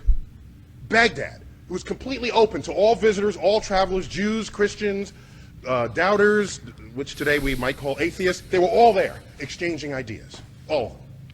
All of them. And it was that period where you had the advances in, like, engineering and biology and medicine and mathematics. All right? Our numerals are called what? Arabic numerals. Now, you ever stop and think about that? You know, who as in America, do we take pause at this? Why are they called Arabic numerals? Okay, they fully exploit the discovery of the zero, create a whole field called algebra, itself an Arabic word. Algorithm is an Arabic word. All this is going on, and it's all traceable, not to some long 1,000-year tradition in Islam. It's traceable to this 300-year period. This 300-year period. And then, so they had naming rights. The most expensive, beautifully carved astrolabes come out of this period. There's a great collection of these at the Adler Planetarium in Chicago, if you ever want to check them out. So navigation, celestial navigation, all of this is traceable to this period. And so something happened. And what happened, as was previously described, I was told, and forgive me for repeating from what you might have heard, 12th century kicks in, and then you get the influence of this scholar, Al-Ghazali. All right? Ghazali. And so out of his work, you get the philosophy that mathematics is the work of the devil. And nothing good can come of that philosophy. That, combined with other sort of philosophical codifications of what Islam was and would become, the entire intellectual foundation of that enterprise collapsed, and it has not recovered since. Over that period, all these books were translated into Arabic on a scale not seen since then. And so why am I even going here? Because I'm trying to explain to you that you fast forward, the dangers here is that you fast forward to 21st century America and ask, what influences are we feeling now? Because that period, that naming period in Islam stopped and it never recovered. Because the way of thinking about the natural world, revelation replaced investigation. Okay? So I fast forward to 21st century, and what do you find? You get things like this. Okay? This is in America. Okay. All right? എന്തായാലും ഇവിടെ നിർത്താം. ഇത് യൂട്യൂബിൽ available ആണ്, കുറച്ച് പഴയ video ആണ്, എന്നാലും നിങ്ങൾക്ക് സെർച്ച് ചെയ്ത് കണ്ടുപിടിക്കാവുന്നേ ഉള്ളൂ. അപ്പം ഞാൻ ഇത് കട്ട് ചെയ്ത് അപ്ലോഡ് ചെയ്യുന്ന സമയത്ത് ഫുള്ള് അപ്ലോഡ് ചെയ്യാം, അപ്പോൾ നിങ്ങൾക്കത് ഡീറ്റെയിൽ ആയിട്ട് കാണാം. അപ്പോൾ ഇവിടെ നിങ്ങൾ കണ്ടു, ഇവിടെ എല്ലാ സാധനങ്ങളും നെയിം ചെയ്തത് അത് അറബിയിലായിരുന്നു. നമ്മളുടെ പ്രത്യേകിച്ച് സ്റ്റാർസിൻ്റെ കാര്യം പറഞ്ഞുകൊണ്ട് ഇവിടെ നമ്മൾ ചെയ്തത്. അതുകൂടാതെ അദ്ദേഹം അവിടെ നോട്ട് ചെയ്തത് ആ 800 to 1100 എന്ന് പറയുന്ന ആ ഒരു പീരീഡ്, അതിനകത്ത് ഉണ്ടായിട്ടുള്ള അറബി ഭാഷ, അതിനെ ബന്ധപ്പെടുത്തിയിട്ടുള്ള ഒരുപാട് മുന്നേറ്റങ്ങൾ, അത് അവസാനിച്ചത് എങ്ങനെയാണ് എന്ന് അദ്ദേഹം കണ്ടു. 12ാം നൂറ്റാണ്ടിൽ അവിടെ ഗസാലി ഇമാം എന്ന് പറയുന്ന നമ്മളൊക്കെ ഏറെ കോട്ട് ചെയ്യാറുള്ളൊരു ഇമാം, പുള്ളി വന്ന് അവിടെ ഉദയം ചെയ്യുന്നു. അദ്ദേഹം മുന്നോട്ട് വെച്ചത് ഇതുപോലെയുള്ള കാര്യങ്ങളെല്ലാം തന്നെ ചെകുത്താൻ്റെ പ്രവൃത്തിയാണെന്ന് പറയുന്നത് ഉൾപ്പെടെ, അതുപോലെ തന്നെ ചില ലൈബ്രറികളൊക്കെ തീയിട്ട സംഭവം പോലും നമുക്ക് കേൾക്കാൻ കഴിയും, അറിയാൻ കഴിയും. ഇത് സംബന്ധിച്ച് നല്ലൊരു പ്രസൻറ്റേഷൻ അസ്കർ അലി നേരിട്ട് തന്നെ ചെയ്തിട്ടുണ്ട്. നമ്മൾ കഴിഞ്ഞ ലിറ്റ്മസിൽ ചെയ്തിട്ടുള്ളൊരു പ്രഭാഷണമാണ്. അത് സംബന്ധിച്ചിട്ട് നമ്മളുടെ കുട്ടി ജിഹാദികളുടെ ടീം ഒരു വലിയ ചർച്ച കൊണ്ടുവരികയും അത് സംബന്ധിച്ച് 2-3 വീഡിയോസ് അപ്പ് ആൻഡ് ഡൗൺ ചെയ്തതൊക്കെ അവിടെ കിടപ്പുണ്ട്. അതിൻ്റെയൊക്കെ ലിങ്ക് ആർക്കെങ്കിലും കിട്ടുകയാണെങ്കിൽ പോസ്റ്റ് ചെയ്തോളൂ ഇതിൻ്റെ കമൻറ്റ് സെക്ഷനിൽ. ഇത് കഴിയുമ്പോൾ നിങ്ങൾക്ക് തന്നെ കണ്ട് അതിൽ കുറേ ഡീറ്റെയിൽസ്, വളരെ ഇൻ ഡെപ്ത് നമ്മൾ മനസ്സിലാക്കേണ്ട കുറേ കാര്യങ്ങളാണ്. ഇതിൽ ഇസ്ലാമിക് എന്ന് പറയാൻ ഒരു സംഭവം ഇല്ല എന്നിരിക്കെ തന്നെ ഇവിടെ ഇപ്പോൾ നമ്മളുടെ നീൽ ഡിഗ്രാസും പറഞ്ഞു വരുമ്പോൾ അതിനകത്ത് അറബിക് എന്ന് പറഞ്ഞ് അവസാനം ഇടയ്ക്ക് അത് ഇസ്ലാമിക് പീരീഡ് എന്നുള്ള രീതിയിലേക്ക് വരുമ്പോൾ അവിടെയാണ് ഈ കൺഫ്യൂഷൻ വരുന്നത്. ഇനിയിപ്പോൾ നമ്മൾ ഇസ്ലാമിക് പീരീഡ് എന്ന് പറഞ്ഞാൽ തന്നെ അവിടെ എന്താണ് അതുകൊണ്ട് ഉദ്ദേശിക്കുന്നത്? അവിടെ ആ ഇസ്ലാമിക് പൊളിറ്റിക്കൽ ഒരു പീരീഡാണ് സത്യത്തിൽ അവിടെ നമ്മൾ ഉദ്ദേശിക്കുന്നത് എന്നുള്ളത് മറന്നു പോവുകയാണ്. മാത്രമല്ല അങ്ങനെ പറഞ്ഞു വെക്കുമ്പോൾ ഇതെല്ലാം വളർന്നതിൻ്റെ കാരണം അത് ഇസ്ലാമിനകത്തുള്ള എന്തൊക്കെയോ സാധനങ്ങൾ അതിൻ്റെ മേന്മ കൊണ്ടാണ് എന്ന രീതിയിലേക്ക് അതിലേക്ക് ആട്രിബ്യൂട്ട് ചെയ്യപ്പെടുകയും കൂടിയാണ് ഇവിടെ ചെയ്തുകൊണ്ടിരിക്കുന്നത്. അതിനെയാണ് നമ്മളിവിടെ എതിർക്കുന്നത്. സത്യത്തിൽ നല്ല രീതിയിൽ ഇതുപോലെ തർജ്ജമയൊക്കെ നടത്തി പുതിയ പുതിയ കാര്യങ്ങളൊക്കെ കണ്ടെത്തുന്നതിന് ഒരുപാട് ആളുകൾ തയ്യാറായി കൊണ്ടിരുന്ന ഒരു കാലഘട്ടത്തിൽ അതിനെല്ലാം അന്ത്യം കുറിക്കുന്ന ഒരു പണിയാണ് സത്യത്തിൽ ഈ ഇസ്ലാം അവിടെ ചെയ്തത് എന്നതാണ് നമുക്ക് മനസ്സിലാക്കാൻ കഴിയുക. വളരെ നല്ല രീതിയിൽ മുന്നോട്ട് പോയിക്കൊണ്ടിരുന്ന ഒരു ഇതുപോലുള്ള ഒരു അധ്യാപന മേഖല, അതല്ലെങ്കിൽ ഒരു വൈജ്ഞാനിക മേഖല, ആ മേഖലയെ തകർത്ത് തരിപ്പണമാക്കിയതാണ് ഇസ്ലാം ചെയ്തത്. അതാണ് നമുക്ക് കാണാൻ കഴിയുക. ഇതിനെല്ലാം തമസ്കരിച്ചുകൊണ്ടാണ് അതിന് മുന്നേ നടന്നതെല്ലാം തന്നെ അത് ഇസ്ലാമിൻ്റെ മേന്മ കൊണ്ടാണ് ഇന്ന് പറഞ്ഞു വെക്കുന്നത്. അതാണ് നമ്മൾ കണ്ടുകൊണ്ടിരിക്കുന്നത്. അപ്പോൾ ഇതിൻ്റെ ചില എക്സാമ്പിൾസ്, ഇപ്പോൾ ഇവിടെ പല പേരുകൾ നമ്മൾ പറഞ്ഞതിൽ ഏറ്റവും പ്രധാനപ്പെട്ട ഒരു പേര് ഇവിടെ പരാമർശിച്ചത് ഈ അൽജിബ്രയുടെ ഒരു കാര്യം തന്നെയാണ്. അത് കണ്ടെത്തിയ ആൾ എന്ന് പറഞ്ഞുകൊണ്ട് പലപ്പോഴും ഇവിടെ പരിചയപ്പെടുത്തുന്ന ഒരു പേരാണ് ഖവാരിസ്മി എന്ന് പറയുന്നൊരു പേര്. അദ്ദേഹം മാത്തമാറ്റീഷ്യനാണ്, അതുപോലെ തന്നെ ആസ്ട്രോണമി, ജിയോഗ്രഫി, ഇതിനകത്തൊക്കെ വലിയ കോൺട്രിബ്യൂഷൻസ് നടത്തിയിട്ടുണ്ടെന്ന് പറയുന്നു. അങ്ങനെ ചെയ്യുന്ന സമയത്ത് അദ്ദേഹത്തെ എടുത്ത് പറയുമ്പോൾ, അതുപോലെ തന്നെ ഇബ്നു സീന, അവിസന എന്ന് പറയുന്ന പേര് അദ്ദേഹത്തെക്കുറിച്ച് നമ്മൾ പറയാറുണ്ട്. അതിലേക്ക് ഞാൻ വരാം. അപ്പോൾ ഇവിടെ ഒരെണ്ണം മാത്രം ഞാനൊന്ന് അവിസനയുടെ കാര്യം ഞാൻ മുന്നേ പറഞ്ഞിട്ടുള്ളതുകൊണ്ട് അതിവിടെ ആവർത്തിക്കുന്നില്ല എന്ന് മാത്രം. ഇത് ആദ്യമായിട്ട് പറയുന്നതുകൊണ്ട് ഇവിടെ ഇത് ഒന്ന് സ്പെസിഫിക് ആയിട്ട് എടുത്ത് പറയുകയാണ്. അൽജിബ്രയുടെ പിതാവ്, പുള്ളി ഒരു മുസ്ലിമാണ് എന്നാണ് ഇവരെല്ലാവരും ആഘോഷിക്കാറുള്ളത്. അത് ഇസ്ലാമിൻ്റെ മേന്മയാണെന്നാണ് പുള്ളി പറയാറുണ്ട്. പക്ഷേ ആണോ എന്നുള്ളതാണ്. ഇവിടെ തബരി ഇമാം എന്ന് പറയുന്ന ഒരു ഇസ്ലാമിൻ്റെ തന്നെ വളരെ പ്രധാനപ്പെട്ട ഒരു ചങ്ങാതി, തബരി എന്ന് പറയുന്ന ആൾ വലിയ ഇതുപോലെയുള്ള കിതാബുകളൊക്കെ എഴുതി കൂട്ടിയിട്ടുള്ള ഒരു ചങ്ങാതിയാണ്. പുള്ളി ഇദ്ദേഹത്തെ വിശേഷിപ്പിക്കുന്ന ചില പദങ്ങളുണ്ട്. അതിലേറ്റവും പ്രധാനപ്പെട്ട ഒരു പദമാണ് മജൂസി എന്നായിരുന്നു ഈ ഖവാരിസ്മിയെ അവിടെ വിശേഷിപ്പിച്ചിരുന്നത്. അന്നത്തെ കാലഘട്ടത്തിൽ ഈ മജൂസി എന്ന പദം അവിടെ ഉപയോഗിക്കുന്നുണ്ടെങ്കിൽ അതിൻ്റെ പ്രധാന ഉദ്ദേശം എന്ന് പറഞ്ഞു കഴിഞ്ഞാൽ ഈ പേർഷ്യൻ നാടുകളിൽ ജനിച്ച് വളർന്നിട്ടുള്ള ആളുകളെ വിശേഷിപ്പിക്കുന്ന ഒരു സംഭവമാണ്. പ്രത്യേകിച്ച് അവർ ഈ സൊറാസ്ട്രിയനിസം അതിൽ വിശ്വസിക്കുന്ന ആളുകളാകുമ്പോൾ, ഈ സൊറാസ്ട്രിയനിസം എന്ന് പറയുന്ന മതത്തിൽ നിന്ന് കോപ്പി അടിച്ചുണ്ടായതാണ്, അല്ലെങ്കിൽ അതിലെ പല കാര്യങ്ങളാണ് ഇന്ന് ഇസ്ലാം മതത്തിൽ നടക്കുന്നതെന്ന് നമുക്ക് കാണാൻ കഴിയും. ഈ ഒരു 5 നേരത്തെ നിസ്കാരമായാലും ഈ ബാങ്ക് വിളി, ഓരിടൽ ആയാലും അതുപോലെയുള്ള ഏത് സംഭവം എടുത്തു കഴിഞ്ഞാൽ ഇതെല്ലാം കുറേയൊക്കെ ഈ സൊറാസ്ട്രിയനിസത്തിൽ തന്നെ നമുക്ക് കാണാൻ കഴിയുന്ന കാര്യമാണ്. അതിൻ്റെ തന്നെ ചില ഏകദൈവ വിശ്വാസവും അതിനകത്ത് നമുക്ക് കാണാൻ കഴിയും. എല്ലാം അതിനകത്തുനിന്ന് കോപ്പി അടിച്ചാണ് നമ്മൾ പറയാറുള്ളത്. കാരണം അതുകൊണ്ട് തന്നെ ഒരു സൊറാസ്ട്രിയനായിട്ടുള്ള ഒരാൾക്ക് ഒരു മുസ്ലിമായിട്ട് അഭിനയിച്ച് ജീവിക്കാൻ വലിയ ബുദ്ധിമുട്ടൊന്നുമില്ല എന്നുള്ളത് കൊണ്ട് തന്നെ ഇത് നമ്മൾ പേരിട്ടതല്ല. തബരിയെ പോലെയുള്ള ആളുകൾ തന്നെ ഇദ്ദേഹത്തെ വിളിച്ചിരുന്നത് മജൂസി എന്നാണ്. അതായത് സൊറാസ്ട്രിയൻ എന്ന ഒരു വിശേഷണം കിട്ടുന്ന രീതിയിൽ ആണ് ഇദ്ദേഹത്തെ വിളിച്ചിരുന്നു പോലും. അത് മാത്രമല്ല, ഇദ്ദേഹം ചെയ്തുകൊണ്ടിരുന്ന കാര്യങ്ങളെല്ലാം തന്നെ അതെല്ലാം ഇസ്ലാമിക വിരുദ്ധമായിട്ടും അദ്ദേഹം മുന്നോട്ട് വെക്കുന്ന പല ആശയങ്ങളും ഈ മാത്തമാറ്റിക്സ് എന്ന് പറയുന്ന സംഗതി പോലും അത് ചെകുത്താൻ്റെ കളിയായിട്ട് പോലും വിശേഷിപ്പിച്ചിരുന്ന കാലഘട്ടത്തിൽ ഇരുന്നിട്ട് ഇദ്ദേഹം ഒരു മുസ്ലിമായി അഭിനയിച്ചാണ് പല കാര്യങ്ങൾ ചെയ്തു വെച്ചിരുന്നത് എന്ന് നമുക്കറിയാൻ കഴിയുമ്പോഴാണ് ഇതുപോലുള്ള ചരിത്രം അവിടെ കുഴിച്ചിട്ടിട്ടാണ് ഇതുപോലെയുള്ള ആളുകളെ ഇന്ന് മുസ്ലിമായിട്ടും അത് ഇസ്ലാമിക് ഗോൾഡൻ ഏജിൻ്റെ പതാക വാഹകരായിട്ടൊക്കെ ഇന്ന് അവതരിപ്പിക്കുന്ന ഈ ഒരു കപട നാടകം അത് നമ്മൾ കാണേണ്ടി വരിക, അത് തിരിച്ചറിയേണ്ടി വരിക. കഴിഞ്ഞ ദിവസം ഫേസ്ബുക്കിൽ ഒരു പാവം വിശ്വാസി ഇതുപോലെ ശശികല ടീച്ചർ എന്തോ ഒരു കാര്യം പറഞ്ഞു വെച്ചു. എന്തോ ഒരു വെല്ലുവിളി പോലെ നടത്തി. അപ്പോൾ ആ വെല്ലുവിളിക്ക് ഉത്തരം എന്നുള്ള രീതിയിൽ പുള്ളി ഒരു പോസ്റ്റ് ഇട്ടിരിക്കുകയാണ്. ഞാൻ കാണിച്ചു തരാം ഇസ്ലാമിക ശാസ്ത്രജ്ഞന്മാരെ എന്ന് പറഞ്ഞിട്ട് 1, 2, 3, 4 എന്ന് പറഞ്ഞിട്ട് നമ്പർ ഇട്ട് എഴുതിയിരിക്കുകയാണ്. അപ്പോൾ അതിൽ ഒന്നാമത്തെ നമ്പർ ഇബ്നു സീനയാണ്. ഇബ്നു സീന എന്ന് പറഞ്ഞു കഴിഞ്ഞാൽ അത് ലീഡർ ഓഫ് ദ കാഫിർസ് എന്ന് തന്നെയാണ് അദ്ദേഹത്തെ വിശേഷിപ്പിച്ചിട്ടുള്ളത് എന്ന് നമുക്ക് കാണാൻ കഴിയും. അത് ഇന്നും നിങ്ങൾക്ക് ഫത്വ വെബ്സൈറ്റുകളിൽ ഒന്ന് ചുമ്മാ തിരഞ്ഞു നോക്കിക്കഴിഞ്ഞാൽ കിട്ടുന്ന കാര്യങ്ങളാണ്. ഇന്നും അങ്ങനെയാണ് മുസ്ലിം ലോകത്ത്, ഇസ്ലാമിക ലോകത്ത് ഇബ്നു സീനയെ അവിടെ പഠിപ്പിക്കുന്നത്, പരിചയപ്പെടുത്തുന്നത്. അപ്പോൾ അത് വളരെയധികം കോമൺ ആയിട്ട് അറിയുന്നതാണ്. അപ്പോൾ അതുകൊണ്ട് അത് ചൂണ്ടിക്കാണിച്ചു. എന്നിട്ട് ചോദിക്കുകയാണ്, ഓക്കെ ഇത് തെറ്റാണെന്ന് മനസ്സിലായി, ഇനി നിങ്ങൾക്ക് ഈ ലിസ്റ്റിൽ നിന്നും ഇയാൾ ഒഴിവാക്കാൻ പറ്റുമോ? ഒഴിവാക്കിയാൽ അടുത്ത ആളെക്കുറിച്ച് നമുക്ക് പറയാമെന്ന് പറഞ്ഞ് അടുത്ത ആൾ നിന്നിരുന്നത് ഇതുപോലുള്ള ആളുകളാണ്. ഖവാരിസ്മിയും അതുപോലെ ഇബ്നു ഹയ്യാൻ, അങ്ങനെ കുറേ ആളുകളാണ്. ഇവരെല്ലാവരെയും നമുക്ക് എടുത്ത് നോക്കിക്കഴിഞ്ഞാൽ ഇതുപോലെയൊക്കെ ഏതെങ്കിലും കാറ്റഗറിയിൽ നമുക്ക് പെടുത്താൻ പറ്റുന്ന ആളുകളാണ്. മുസ്ലിങ്ങളായിരുന്നില്ല, അല്ലെങ്കിൽ മുസ്ലിമായിട്ട് അഭിനയിച്ചിരുന്നവരാണ്, അല്ലെങ്കിൽ അവരെ കൊല്ലണമെന്ന് ഉത്തരവിട്ടിരുന്ന ആളുകൾ പോലും ആയിരുന്നു ഉണ്ടായിരുന്നത് എന്നാണ്. അങ്ങനെ ഒരു വലിയ ലിസ്റ്റ് തന്നെ നിങ്ങൾക്ക് കിട്ടും.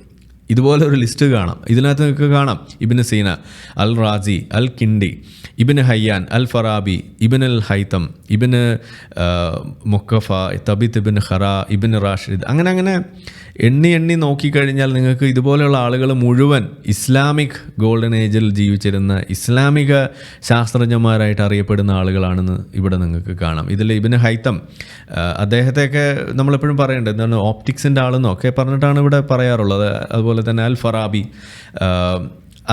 അൽ ഫറാബിയൊക്കെ ഈ പ്രവാചകന്മാരെ കള്ളൻ എന്ന് വിളിച്ച രീതിയിൽ തന്നെ നമുക്ക് കാണാൻ കഴിയും. പ്രവാചകന്മാരൊക്കെ കള്ളന്മാരാണ് എന്ന് പറയുന്നത് ഒരു കാര്യം. ഇതിൽ മൊത്തത്തിൽ നമ്മൾ എടുത്തു കഴിഞ്ഞാൽ ഇതിൽ കാണാൻ പറ്റുന്നൊരു കോമൺ ഒരു സംഭവം എന്ന് പറഞ്ഞു കഴിഞ്ഞാൽ, മതം മുന്നോട്ട് വെക്കുന്നത്, അറിവുകളുടെ ഒരു സ്രോതസ്സ് എന്ന് പറയുന്നത് അത് റെവലേഷൻസ് ആണ്. ഇതുപോലെയുള്ള ഇങ്ങനെ നൂല് കെട്ടി ഇറക്കി കിട്ടുന്ന ദൈവിക വെളിപാടുകൾ എന്ന് നമുക്ക് വിളിക്കാവുന്ന സംഗതികൾ ആണ് എന്ന് മതം പഠിപ്പിക്കുന്നിടത്ത് അതങ്ങനെയല്ല എന്നും, വിവരങ്ങൾ, ഇൻഫർമേഷൻ, ഇതുപോലെയുള്ള കാര്യങ്ങൾ, കണ്ടെത്തലുകൾ എന്നൊക്കെ പറയുന്നത് അത് ഇൻവെസ്റ്റിഗേറ്റീവായിട്ട് നമ്മൾ കണ്ടെത്തേണ്ട, അന്വേഷണത്തിലൂടെ കണ്ടെത്തേണ്ട, ചിന്തയിലൂടെ അത് കൂടുതൽ അതിനെ പരിപോഷിപ്പിച്ചെടുക്കേണ്ട ഒരു സംഗതികളാണ് എന്നും അതിൽ പരീക്ഷണ നിരീക്ഷണങ്ങളാണ് വേണ്ടത് എന്ന് വിശ്വസിച്ച് മനസ്സിലാക്കി അതിലൂടെ കാര്യങ്ങൾ കണ്ടെത്തിയ ആളുകളെയാണ് ഈ കാണുന്നത്.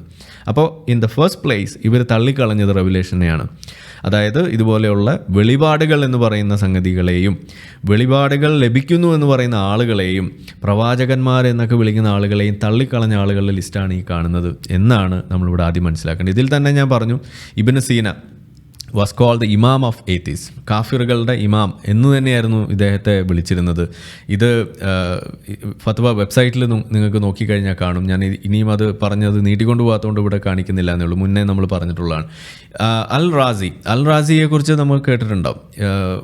ഇദ്ദേഹവും അറിയപ്പെടുന്നത് എന്താണ്, ദ ഹെററ്റിക്, ഇദ്ദേഹത്തെ കൊല്ലണമെന്ന് ഉത്തരവിട്ടിട്ട് നടന്നിരുന്ന ഒരു ചങ്ങാതിയായിരുന്നു. എന്താ കാരണം? ഇദ്ദേഹവും ഈ പറയുന്ന വെളിപാടുകളെയും ഇതുപോലുള്ള ദൈവിക ഇടപെടലുകളെയും തള്ളിക്കളയുകയും പകരം ഇത്തരത്തിൽ പരീക്ഷണ നിരീക്ഷണങ്ങൾ വേണമെന്ന് നിർബന്ധം പിടിക്കുകയും ചെയ്തിട്ടുള്ള വ്യക്തി ആയതുകൊണ്ട് തന്നെയാണ് ഇദ്ദേഹത്തെ ഒരു ഹെററ്റിക് എന്ന ഒരു ലേബൽ അടിച്ചുകൊണ്ട് ഇദ്ദേഹത്തെ കൊന്നുകളയണം എന്ന് പറഞ്ഞിട്ട് പിന്നാലെ കൂടിയിരുന്നത്. ഇന്ന് ഇദ്ദേഹമൊക്കെ വലിയ മുസ്ലിമാണെന്നുള്ളതാണ് ഇതിൽ ഏറ്റവും വലിയ തമാശ. അതേപോലെ ഒരെണ്ണമാണ് അൽ കിണ്ടി. ഖുർആൻ എന്ന് പറയുന്ന സാധനത്തെ തന്നെ പുള്ളി തള്ളിക്കളഞ്ഞിട്ടുള്ളതാണ്. പക്ഷേ ഇന്നിപ്പോൾ ഇസ്ലാമിസ്റ്റുകൾ പറഞ്ഞുകൊണ്ടിരിക്കുന്നത് ഇദ്ദേഹം വലിയ പുലിയാണെന്നാണ്. പുലിയല്ല എന്ന് ഞാൻ പറയുന്നില്ല, പക്ഷേ വലിയ കാക്കാനായിരുന്നു എന്നാണ് ഇദ്ദേഹത്തെയും ഇന്ന് പറഞ്ഞുകൊണ്ടിരിക്കുന്നത്. അതുപോലെ ഇബ്നു ഹയ്യാൻ, അദ്ദേഹം ഒരു മജീഷ്യനായിരുന്നു എന്ന് പറഞ്ഞിട്ട് ഇദ്ദേഹത്തിൻ്റെ പിന്നാലെ വേട്ടയാടി നടന്നിരുന്ന കല. അങ്ങനെ ഓരോ വിഷയവും ഓരോ ആളുകളെയും നിങ്ങൾ എടുത്ത് പരിശോധിച്ച് നോക്കിക്കഴിഞ്ഞാൽ ആ വിഷയത്തിൻ്റെ പിന്നിലുണ്ടായിരുന്ന ആളുകൾ അവരൊന്നുകിൽ ഇതുപോലെ ഹെററ്റിക്സ്, അതല്ലെങ്കിൽ ഏത്തീസ്റ്റുകൾ, അതല്ലെങ്കിൽ മജൂസികൾ, അതല്ലെങ്കിൽ മറ്റേതെങ്കിലും മതത്തിൽ വിശ്വസിക്കുന്ന ആളുകൾ, അറബി പേരുള്ള ആളുകൾ, അതും അല്ലെങ്കിൽ ഇങ്ങനെ ഇതിനെയൊക്കെ തള്ളിക്കളഞ്ഞ്, റെവലേഷൻസിനെയൊക്കെ തള്ളിക്കളഞ്ഞ് പ്രവാചകത്വത്തെയും പ്രവാചകന്മാരെയും വെളിപാടുകളെയൊക്കെ തള്ളിക്കളഞ്ഞ ആളുകളായിട്ടാണ് നിങ്ങൾക്ക് കാണാൻ കഴിയുള്ളൂ. ഇത്തരം ആളുകളെയാണ് നമ്മളുടെ ഈ പിണറായി വിജയനെ പോലെയൊക്കെയുള്ള ആളുകൾ, പിണറായി വിജയൻ പറഞ്ഞ ഓരോ പേരുകൾ ഇതിനകത്ത് നിങ്ങൾക്ക് കാണാം. അതിലൊന്നാണ് ഈ പറയുന്ന അൽജിബ്രയുടെ പിതാവ് ഇബ്നു സീനയുടെ പേരൊക്കെ പുള്ളി പലപ്പോഴായിട്ട് പല വേദികൾ പറഞ്ഞിട്ടുണ്ട്. അത് നമ്മൾ ഇനിയെങ്കിലും ഒന്ന് തിരുത്തേണ്ട സംഗതിയാണെന്നാണ് ഈ പറഞ്ഞു വെക്കുന്നത്. കാക്കാമാർ ഇനിയെങ്കിലും ഒന്ന് മനസ്സിലാക്കേണ്ടത്, എൻ്റെ പ്രിയപ്പെട്ട വിശ്വാസ സുഹൃത്തുക്കൾ മനസ്സിലാക്കേണ്ടത്, നിങ്ങൾ ഈ പറയുന്ന ഇസ്ലാമിക് ഗോൾഡൻ ഏജ് എന്ന് പറയുന്ന സംഗതി ആ കാലഘട്ടത്തിൽ നടന്നത് ഇസ്ലാമിക വിരുദ്ധമായ പ്രവർത്തനങ്ങളായിരുന്നു. ഇസ്ലാമിക ഇതരമായ പ്രവർത്തനങ്ങളുടെ ഭാഗമായിക്കൊണ്ട്, അതിന് ഒപ്പോസിങ് ആയിക്കൊണ്ട്, ഇസ്ലാം പഠിപ്പിക്കുന്ന രീതിയിൽ നിന്നും വ്യത്യസ്തമായിക്കൊണ്ടാണ് കാര്യങ്ങൾ ചെയ്തു വെച്ചിരുന്നത്. അതുകൊണ്ട് തന്നെ ഇതുപോലെയുള്ള വെളിപാടുകളെ തള്ളി അന്വേഷണ നിരീക്ഷണങ്ങളിലേക്ക് കടക്കുന്ന ആളുകളെ അന്ന് വിശേഷിപ്പിച്ചിരുന്നത് നിരീശ്വരവാദി എന്നോ അതല്ലെങ്കിൽ ഇതുപോലെ മതനിന്ദകൻ എന്നൊക്കെയുള്ള പേരിട്ടുകൊണ്ട് അവരെ കൊല്ലാനും അവരെ വേട്ടയാടാനും ഒക്കെ തന്നെയാണ് അന്നത്തെ ഇസ്ലാമിക ഭരണകൂട വക്താക്കൾ ചെയ്തു വെച്ചിരുന്നത്. അന്നത്തെ ഭരണകൂടത്തിലെ ഇതുപോലെയുള്ള ചില താത്വികമായ ഉപദേശങ്ങൾ നൽകുന്ന ഗുരുക്കന്മാർ ചെയ്തു വെച്ചിരിക്കുന്നത്, വലിയ വലിയ ഉസ്താദുമാർ. ഇന്നൊക്കെ ഇറാനിലൊക്കെ നമ്മൾ കാണാറുണ്ട് അവിടുത്തെ ആധ്യാത്മിക മേഖല കൈകാര്യം ചെയ്യുന്ന ആളുകൾ. അപ്പോൾ അവിടെ ഒരു പ്രസിഡൻ്റ് ഉണ്ട്, പ്രൈം മിനിസ്റ്ററൊക്കെ കാണും. പക്ഷേ അതിൻ്റെ പിന്നിൽ ഒരു മത നേതൃത്വം കൂടി ഉണ്ടാവും. അവരാണ് നിയമങ്ങൾ കൈകാര്യം ചെയ്യുന്നത്, അവരാണ് ചില നിർദ്ദേശങ്ങൾ മുന്നോട്ട് വെക്കുന്നത്, അവരാണ് ചില പ്രശ്നങ്ങൾ അവിടെ ചൂണ്ടിക്കാണിക്കുന്നതും അതിലെന്ത് ശിക്ഷ വിധിക്കണമെന്നൊക്കെ പറഞ്ഞു വെക്കുന്നത്. അത്തരം ആളുകൾ വേട്ടയാടിയിരുന്ന ആളുകളായിരുന്നു ഇതിൽ നിങ്ങൾ ഏറെയും പൊക്കിക്കൊണ്ട് നടക്കുന്ന ആളുകളെന്ന് ഇനിയെങ്കിലും മനസ്സിലാക്കുക. ഇനിയും ഇതിൽ നിങ്ങൾക്ക് കൂടുതൽ ഡീറ്റെയിൽ ആയിട്ട് വേണമെന്നുണ്ടെങ്കിൽ ഞാൻ നേരത്തെ പറഞ്ഞ പ്രസൻറ്റേഷൻ ഒന്ന് കാണാം. ഇനി അതല്ല ഞാൻ തന്നെ ചെയ്യണമെന്ന് നിർബന്ധമാണെങ്കിൽ നമുക്ക് വേറൊരു ദിവസം ചെയ്യാം എന്ന് ഞാനിവിടെ തൽക്കാലം ഒന്ന് പറയുന്നു. Here, I would like to start with one question, that is, how Islam survived till now. എങ്ങനെയാണ് ഇസ്ലാം എന്ന് പറയുന്ന ഒരു മതം ഇത്രയും നാൾ ഇവിടെ സർവൈവ് ചെയ്തത് എന്നുള്ളതാണ്. You may get many answers for this question.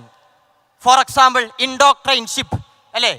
കുഞ്ഞു ബ്രെയിനുകളിലേക്ക് ഈ ടോക്സിക്കായ മെസ്സേജുകളെ ഇൻജക്റ്റ് ചെയ്യുന്നതിൽ ഏറ്റവും മുൻപന്തിയിലുള്ളത് അത് ഇസ്ലാം തന്നെയാണ്. ഇൻഫ്ലുവൻസ് ഓഫ് സോഡ്, നമുക്കൊരിക്കലും അതിനെ കണ്ടില്ലെന്ന് നടിക്കാൻ കഴിയില്ല. മറ്റു മതവിശ്വാസികളെ, മറ്റു സൊസൈറ്റിയെ, മതം വിട്ടവൻ്റെ അവൻ്റെ എല്ലാം തലയെറിഞ്ഞുകൊണ്ട് ഇവിടെ വളർത്തിയെടുത്ത ഒരു മതം. വാളില്ല എങ്കിൽ ഈ ഭൂമിയിൽ ഇസ്ലാം തന്നെ ഇല്ല. ബട്ട് ഹിയർ മറ്റൊരു റീസണിലേക്ക് നിങ്ങളുടെ ശ്രദ്ധ കൊണ്ടുപോകാനാണ് ഞാൻ ഉദ്ദേശിക്കുന്നത്. That is intellectual suicide. Intellectual suicide.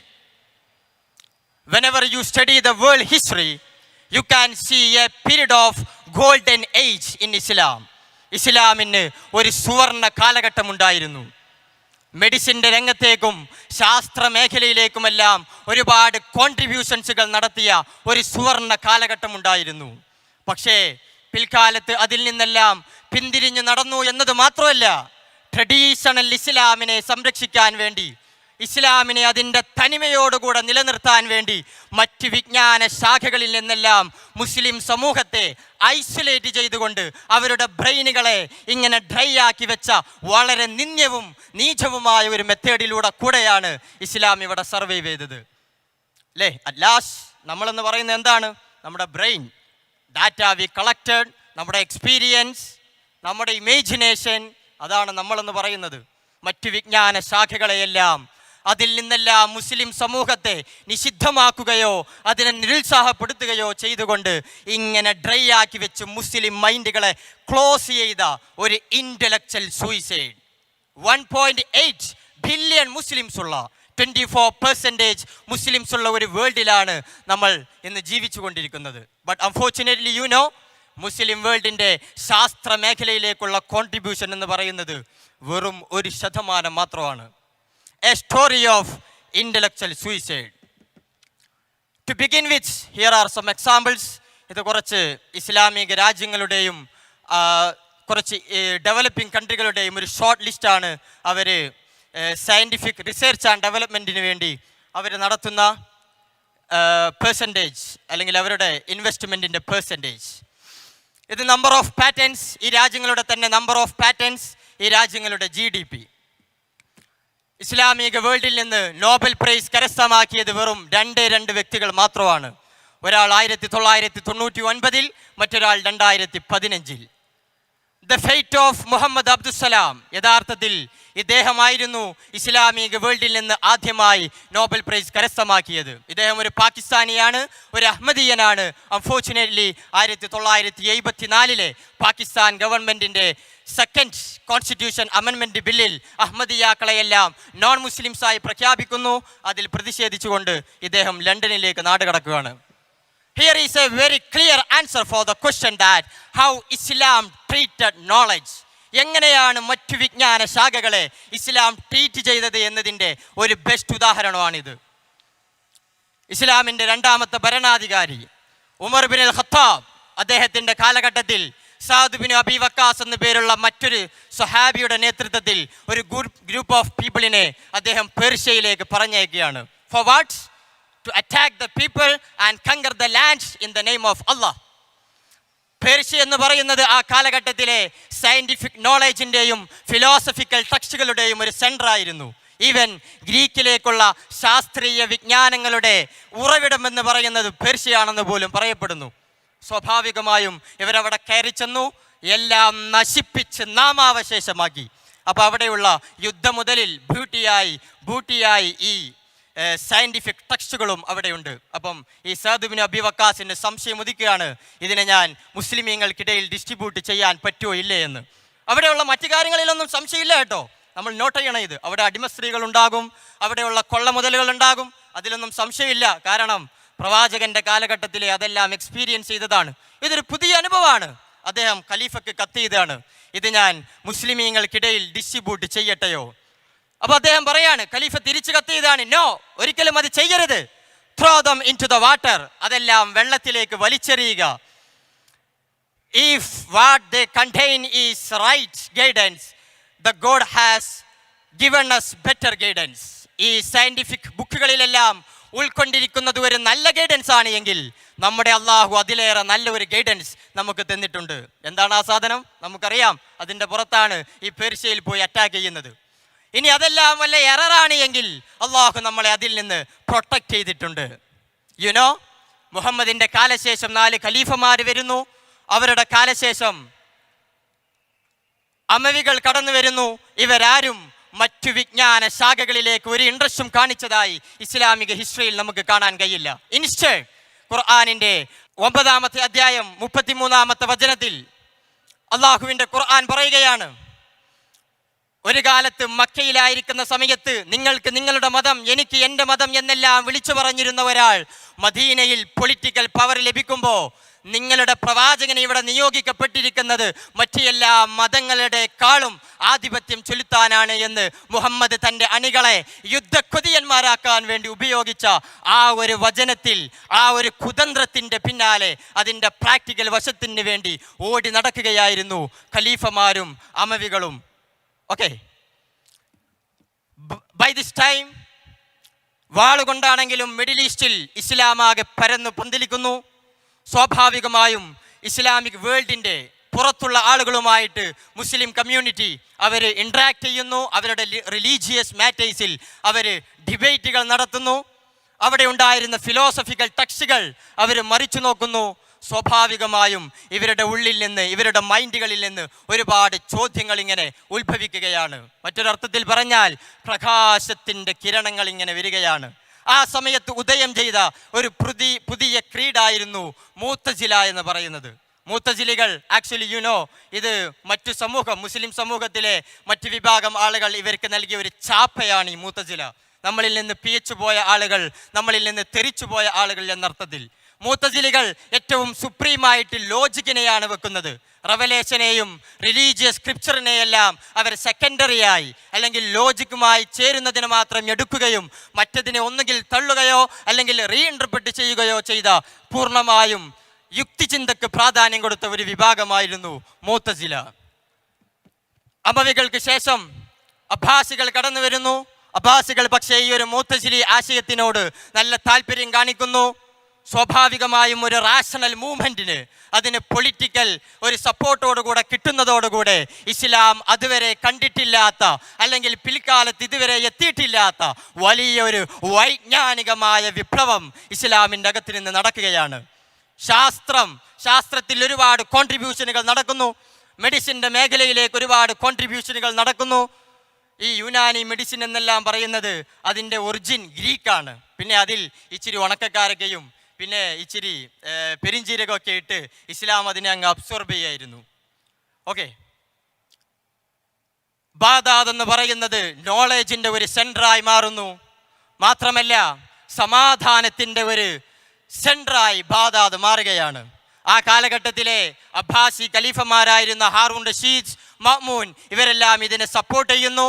അവിടെ ഫ്രീ സ്പീച്ച് ഉണ്ടായിരുന്നു, അവിടെ ഡിബേറ്റുകളെ പ്രൊമോട്ട് ചെയ്തിരുന്നു. പക്ഷേ ഇവിടെ നമ്മൾ മറക്കാൻ പാടില്ലാത്ത ഒരു കാര്യമുണ്ട് കേട്ടോ. അത് ഇസ്ലാമിൻ്റെ അകത്ത് നിന്ന് വന്ന ഒരു റാഷണൽ മൂവ്മെൻ്റ് ആണ് എങ്കിലും ഇസ്ലാമിൻ്റെ പൂർണ്ണമായ സ്വഭാവമൊന്നും അതിന് എടുത്തു കളയാൻ കഴിയില്ല. ആ കാലഘട്ടത്ത് മുഅ്തസിലക്ക് പവർ ലഭിക്കുന്ന സമയത്ത് അശ്അരികളെ, ഇതിൻ്റെ ഓപ്പോസിറ്റ് ക്രീഡുകളെ വളരെ ക്രൂരമായി പീഡിപ്പിക്കുകയും മർദ്ദിക്കുകയും അവരെ തടവിൽ ആക്കുകയൊക്കെ ചെയ്യുന്നുണ്ട്. പിന്നെ അത് സ്വാഭാവികമാണ്. നമ്മളൊരു പുതിയൊരു റാഷണൽ മൂവ്മെൻറ്റ് തുടങ്ങുമ്പോഴും അല്ല എങ്കിൽ ഒരു ഹർത്താൽ നടത്തുമ്പോഴും നമ്മുടെ ഐഡൻറ്റിറ്റി അതിനെ വിട്ടുകൊണ്ട് കളിക്കാനൊന്നും നമുക്ക് പറ്റത്തില്ല. Okay, contributions of golden age two science. Unfortunately ഈ കാലഘട്ടത്തിന് ശേഷം മുഅ്തസിലികളുടെ മേളിൽ പിന്നെ അശ്അരിയ ക്രീഡിന് ഇസ്ലാമിക ലോകത്ത് ഡോമിനൻ്റ് ലഭിക്കുവാണ്. അശ്അരി ക്രീഡ് എന്ന് പറഞ്ഞാൽ അവർ ഏറ്റവും സുപ്രീമായിട്ട് വെക്കുന്നത് റെവലേഷനെയാണ്. There is no scope for logic, reasoning, question answer. അവിടെ അതിനൊന്നും ഒരു സ്കോപ്പും ഇല്ല. ലോജിക്, റീസണിങ് അതൊന്നും ഇല്ല. റെവലേഷൻ മേളിൽ നിന്ന് വന്നു, അംഗീകരിച്ചു. ഓക്കെ, അത്രയേ ഉള്ളൂ. മാക്സിമം നിങ്ങൾക്ക് ചെയ്യാൻ പറ്റുന്നത് എന്താണെന്ന് വെച്ചാൽ പുട്ടിയടിക്കാം. ഇപ്പോഴും മുസ്ലിം വേൾഡ് ഓടിക്കൊണ്ടിരിക്കുന്നത് ഈ ഒരു അശ്അരി ക്രീഡിലൂടെയാണ്. ഈ ഒരു ക്രീഡ് വന്നതോടുകൂടെ ഒരു കാലഘട്ടത്തിൽ സുവർണ ഇസ്ലാം അല്ലെങ്കിൽ ഗോൾഡൻ ഏജ് ഇസ്ലാമിൻ്റെ സുവർണ കാലഘട്ടത്തിനെ അതിൻ്റെ അന്ത്യകൂദാശ നടത്തിക്കൊണ്ട് പല പണ്ഡിതന്മാരും ഈ ഇസ്ലാമിക വേൾഡിൽ കടന്നു വരികയാണ്. അവരെല്ലാം മറ്റ് വിജ്ഞാനങ്ങളോടടുത്ത ഒരു ആറ്റിറ്റ്യൂഡ് കൂടെ നമുക്കൊന്ന് നോക്കാം. ഇത് Ahmad bin Hanbal and Abul Hasan al Ashari, ഇവർ രണ്ടുപേരുമായിരുന്നു ഈ ഒരു മൂവ്മെൻറ്റിന് ഇത്രയേറെ പോപ്പുലാരിറ്റി കൊടുത്തത്. ഈ അഹ്മദ് ബിൻ ഹംബൽ എന്ന് പറഞ്ഞാൽ ഇസ്ലാമിനകത്ത് 4 സ്കൂൾ ഓഫ് തോട്ട് ഉണ്ട്, 4 മദ്ഹബുകളുണ്ട്. അതിൽ ഏറ്റവും ഡോക്ട്രൈനായ മദ്ഹബിൻ്റെ ഫൗണ്ടറാണ് അഹ്മദ് ബിൻ ഹംബൽ. ഇദ്ദേഹത്തിൽ നിന്നാണ് പിൽക്കാലത്ത് സലഫിസം രൂപപ്പെടുന്നത്, പിന്നീട് അതിൽ നിന്നാണ് വഹാബിസം എല്ലാം രൂപപ്പെടുന്നത്. ഓക്കെ, ഗസാലി ഒരുപക്ഷെ ഇസ്ലാമിക ബാക്ക്ഗ്രൗണ്ടിൽ നിന്ന് വരാത്ത ആളുകൾക്ക് പോലും സുപരിചിതനായിരിക്കും ഇദ്ദേഹത്തെ. ഇസ്ലാമിക ലോകത്തെ അന്ധകാരത്തിലേക്ക് തള്ളിയിടുന്നതിൽ ഇസ്ലാമിൻ്റെ ചരിത്രത്തിൽ ഇത്രയേറെ വലിയൊരു പ്രാധാന്യമുള്ള വേറൊരു വ്യക്തിയുണ്ടോ എന്ന് എനിക്കറിയില്ല. ഇദ്ദേഹത്തെ വേണമെങ്കിൽ ഇസ്ലാമിൻ്റെ ആദ്യ ശങ്കരാടി എന്നെല്ലാം നമുക്ക് വിളിക്കാം. അദ്ദേഹത്തിൻ്റെ മറ്റ് വിജ്ഞാനങ്ങളോടുള്ള ആറ്റിറ്റ്യൂഡ്, ഇദ്ദേഹത്തിൻ്റെ പ്രസിദ്ധമായ ഒരു ഗ്രന്ഥമുണ്ട് അൽ മുൻഖിദു മിനൽ വലാല. ഈ ഗ്രന്ഥത്തിൽ അദ്ദേഹം മറ്റ് വിജ്ഞാനങ്ങളെയെല്ലാം അപലപിച്ചുകൊണ്ട് സംസാരിക്കുന്നുണ്ട്. പ്രത്യേകിച്ച് ഇസ്ലാമിൻ്റെ ഗോൾഡൻ ഏജിൽ ഉണ്ടായിരുന്ന ഇബ്നു സീനയെ പോലെ ഫാറാബിയെ പോലെയുള്ള ആളുകൾ അവരെ പ്ലാറ്റോയുടെയും അരിസ്റ്റോട്ടിലിൻ്റെയും വൈശീകരിച്ചു എന്ന് പറഞ്ഞ് അവരെ കാഫിറുകളാക്കി, അവരെ നോൺ മുസ്ലിംസായി ഇദ്ദേഹം പ്രഖ്യാപിക്കുന്നുണ്ട്. മാത്തമാറ്റിക്സ് അത് ഒരുപാട് PHYകളിലേക്കുള്ള ഒരു കവാടമാണ് എന്ന് ഇദ്ദേഹം ഈ ഗ്രന്ഥത്തിൽ പറയുന്നുണ്ട്. മാത്തമാറ്റിക്സിനോട് ഇത്രയേറെ എതിർപ്പുണ്ടാകാൻ കാരണം ആ കാലഘട്ടത്തിലെ മുസ്ലിം പണ്ഡിതന്മാരെല്ലാം ഒരു പരന്ന ഭൂമിയെ ചുറ്റുന്ന സൂര്യനിലും വിശ്വസിച്ചിരുന്നു. പക്ഷേ അന്നത്തെ മാത്തമാറ്റീഷ്യൻസ് അവർ ഭൂമി ഗോളമാണ് എന്ന് വിശ്വസിച്ചിരുന്നു. ഇദ്ദേഹത്തിൻ്റെ മറ്റൊരു ഗ്രന്ഥമുണ്ട് ഹിയാ ഉലൂമുദ്ദീൻ. ആ ഗ്രന്ഥത്തിൻ്റെ ആദ്യ ഭാഗത്ത് വിജ്ഞാനങ്ങളെ ഇദ്ദേഹം ഒരുപാട് ഡിവൈഡ് ചെയ്യുന്നുണ്ട്. കൊള്ളാൻ പറ്റുന്നത്, കൊള്ളാൻ പറ്റാത്തത്, കുറച്ചാളുകൾക്ക് മാത്രം കൊള്ളാൻ പറ്റാവുന്നത്, കുറച്ച് മാത്രം എടുക്കാൻ പറ്റാവുന്നത് എന്നൊക്കെ ഉണ്ട്. അൺഫോർച്ചുനേറ്റ്ലി നിസാമിയ മുൽക്കിൻ്റെ കാലഘട്ടത്തിൽ അവർ അശ്അരിയ ക്രീഡിനെ പ്രൊമോട്ട് ചെയ്യുന്നു. പണ്ട് കിട്ടിയതെല്ലാം ഒരു റിവെഞ്ചായി തിരിച്ചു കൊടുക്കുന്നു. സ്വാഭാവികമായും കത്തിയും വടിവാളൊന്നും ഇല്ലാതെ ഇസ്ലാമിൻ്റെ ചരിത്രം നമുക്ക് പറയാൻ കഴിയില്ല. അശ്അരികളുടെ നേതാവായി അല്ലെങ്കിൽ ബാഗ്ദാദിൻ്റെ നിസാമിയ കോളേജിൻ്റെ സെൻറ്ററിൽ ഗസാലിയെ നിയമിക്കുന്നതോടുകൂടെ ഇസ്ലാമിൻ്റെ അന്ധകാരം വീണ്ടാമതും തുടങ്ങുകയാണ്. ഇദ്ദേഹത്തിൻ്റെ മറ്റൊരു ഗ്രന്ഥമുണ്ട് ഫുൾ ഓഫ് കോമഡി അൽ ഹിക്മത്തു ഫി മഖ്ലൂഖാത്തില്ല. ഒരു കളിക്കുടുക്ക പോലും തോറ്റുപോകുന്ന കോമഡിയാണ്. ഇതിൽ അദ്ദേഹം പറയാണ്, ഒരു പരന്ന ഭൂമി, ആ ഭൂമിയെ ചുറ്റിക്കൊണ്ടിരിക്കുന്ന സൂര്യൻ, നക്ഷത്രങ്ങൾ, ഇതിനെക്കുറിച്ചെല്ലാം ഇതിൽ അദ്ദേഹം വളരെ വ്യക്തമായി പറയുന്നുണ്ട്. എന്നിട്ട് അദ്ദേഹം പറയാണ്, ഒരൊറ്റ 24 മണിക്കൂർ കൊണ്ട് സൂര്യൻ ഇങ്ങനെ ചുറ്റിത്തീരാനുള്ള കാരണം, അല്ലെങ്കിൽ പകലും രാത്രിയും മാറി മാറി വരുവാനുള്ള കാരണം എന്ന് പറഞ്ഞാൽ അത് സൂര്യൻ അത്രയും വേഗതയിലാണ് ഇങ്ങനെ ഭൂമിയെ ചുറ്റിക്കൊണ്ടിരിക്കുന്നത് എന്ന് ഇദ്ദേഹം അതിൽ വിളിച്ചു പറയുന്നുണ്ട്. ഒരു കാലഘട്ടത്തിൽ ശാസ്ത്രവിജ്ഞാനത്തിൻ്റെ കേന്ദ്രമായിരുന്ന ഒരിടത്തേക്ക്, ലോജിക്കിനെ സുപ്രീമായി വെച്ച ഒരിടത്തിലേക്ക് റെവലേഷനെ ഏറ്റവും സുപ്രീമാക്കി വെച്ചതിൻ്റെ ഒരു കോൺസിക്വൻസ് മാത്രമായിട്ടാണ് ആ ടെക്സ്റ്റിൽ എനിക്ക് കാണാൻ കഴിയുന്നത്. ഇത് നബവി അദ്ദേഹം പറയാണ്, അദ്ദേഹം മുസ്ലിം ലോകത്തിനോട് പറയാണ്, ഞാൻ മെഡിസിനുമായി ഒരുപാട് ബന്ധപ്പെട്ടു. ഇബ്നു സീനയുടെ ഖാനൂൻ ഓഫ് മെഡിസിൻ എന്ന ഗ്രന്ഥം ഞാൻ വാങ്ങിച്ചു. അത് ഞാനിങ്ങനെ വായിച്ചു. വല്ലാത്ത ഒരു ഇരുട്ട് എൻ്റെ ബ്രെയിനിൽ ഇങ്ങനെ വന്നു ചേർന്നു, വല്ലാത്ത ഒരു ഇരുട്ട്. അങ്ങനെ ഞാൻ ഒരുപാട് ദിവസങ്ങൾ ഇങ്ങനെ ഇരുട്ടിലായി അകപ്പെട്ടു. എന്താണ് ഇരുട്ട്? എൻ്റെ വിശ്വാസം നഷ്ടപ്പെടുന്നത് പോലെ എനിക്ക് ഫീൽ ചെയ്തു. അപ്പം ഞാൻ എന്ത് ചെയ്തു? ഇതിനുള്ള സൊല്യൂഷൻ കണ്ടുപിടിച്ചു. ആ ഗ്രന്ഥം അങ്ങെടുത്തു, കളഞ്ഞു. അത് എൻ്റെ വീട്ടിൽ നിന്ന് പടിയടച്ചു പിണ്ടം വെച്ചു. കിട്ടുന്ന വിലയ്ക്ക് ഞാൻ അതിനെ വിറ്റു. അപ്പോൾ വല്ലാത്ത ഒരു കുളിർമ, ഒരു പ്രകാശം എൻ്റെ ബ്രെയിനിലേക്ക് അങ്ങ് വന്നു ചേർന്നു. സ്വാഭാവികമാണ്. മറ്റേതാകുമ്പോൾ ഒരുപാട് ബയോളജി എല്ലാം പഠിക്കാനുണ്ടാവും. ഇതാകുമ്പോൾ ഇച്ചിരി കളിമണ്ണും ഒരു വാരിയെല്ലാം ഉണ്ടായാൽ മതി, കത്തം. ഇത് ഫഖറുദ്ദീൻ റാസി, അദ്ദേഹം ഫിലോസഫിയെ ഡീഗ്രേഡ് ചെയ്തുകൊണ്ട് സംസാരിക്കുകയാണ്. ഇബ്നു ഖൽദൂൻ അദ്ദേഹം തൻ്റെ പ്രസിദ്ധമായ മുഖദ്ദിമയിൽ മുസ്ലിം സമൂഹത്തിന് നൽകുന്ന ഒരു വലിയ ഉപദേശമാണ്, നിങ്ങൾ ആരും ഫിലോസഫിയെ പോലെ, ആസ്ട്രോളജിയെ പോലെ, ആൽക്കമിയെ പോലെയുള്ള വിജ്ഞാനങ്ങളിലൊന്നും നിങ്ങൾ ആരും മുതിരരുത്. കാരണം അതെല്ലാം നമ്മുടെ മതത്തിന് ഏൽപ്പിക്കുന്ന മുറിവെന്ന് പറഞ്ഞാൽ അത് വളരെ കഠിനമാണ്.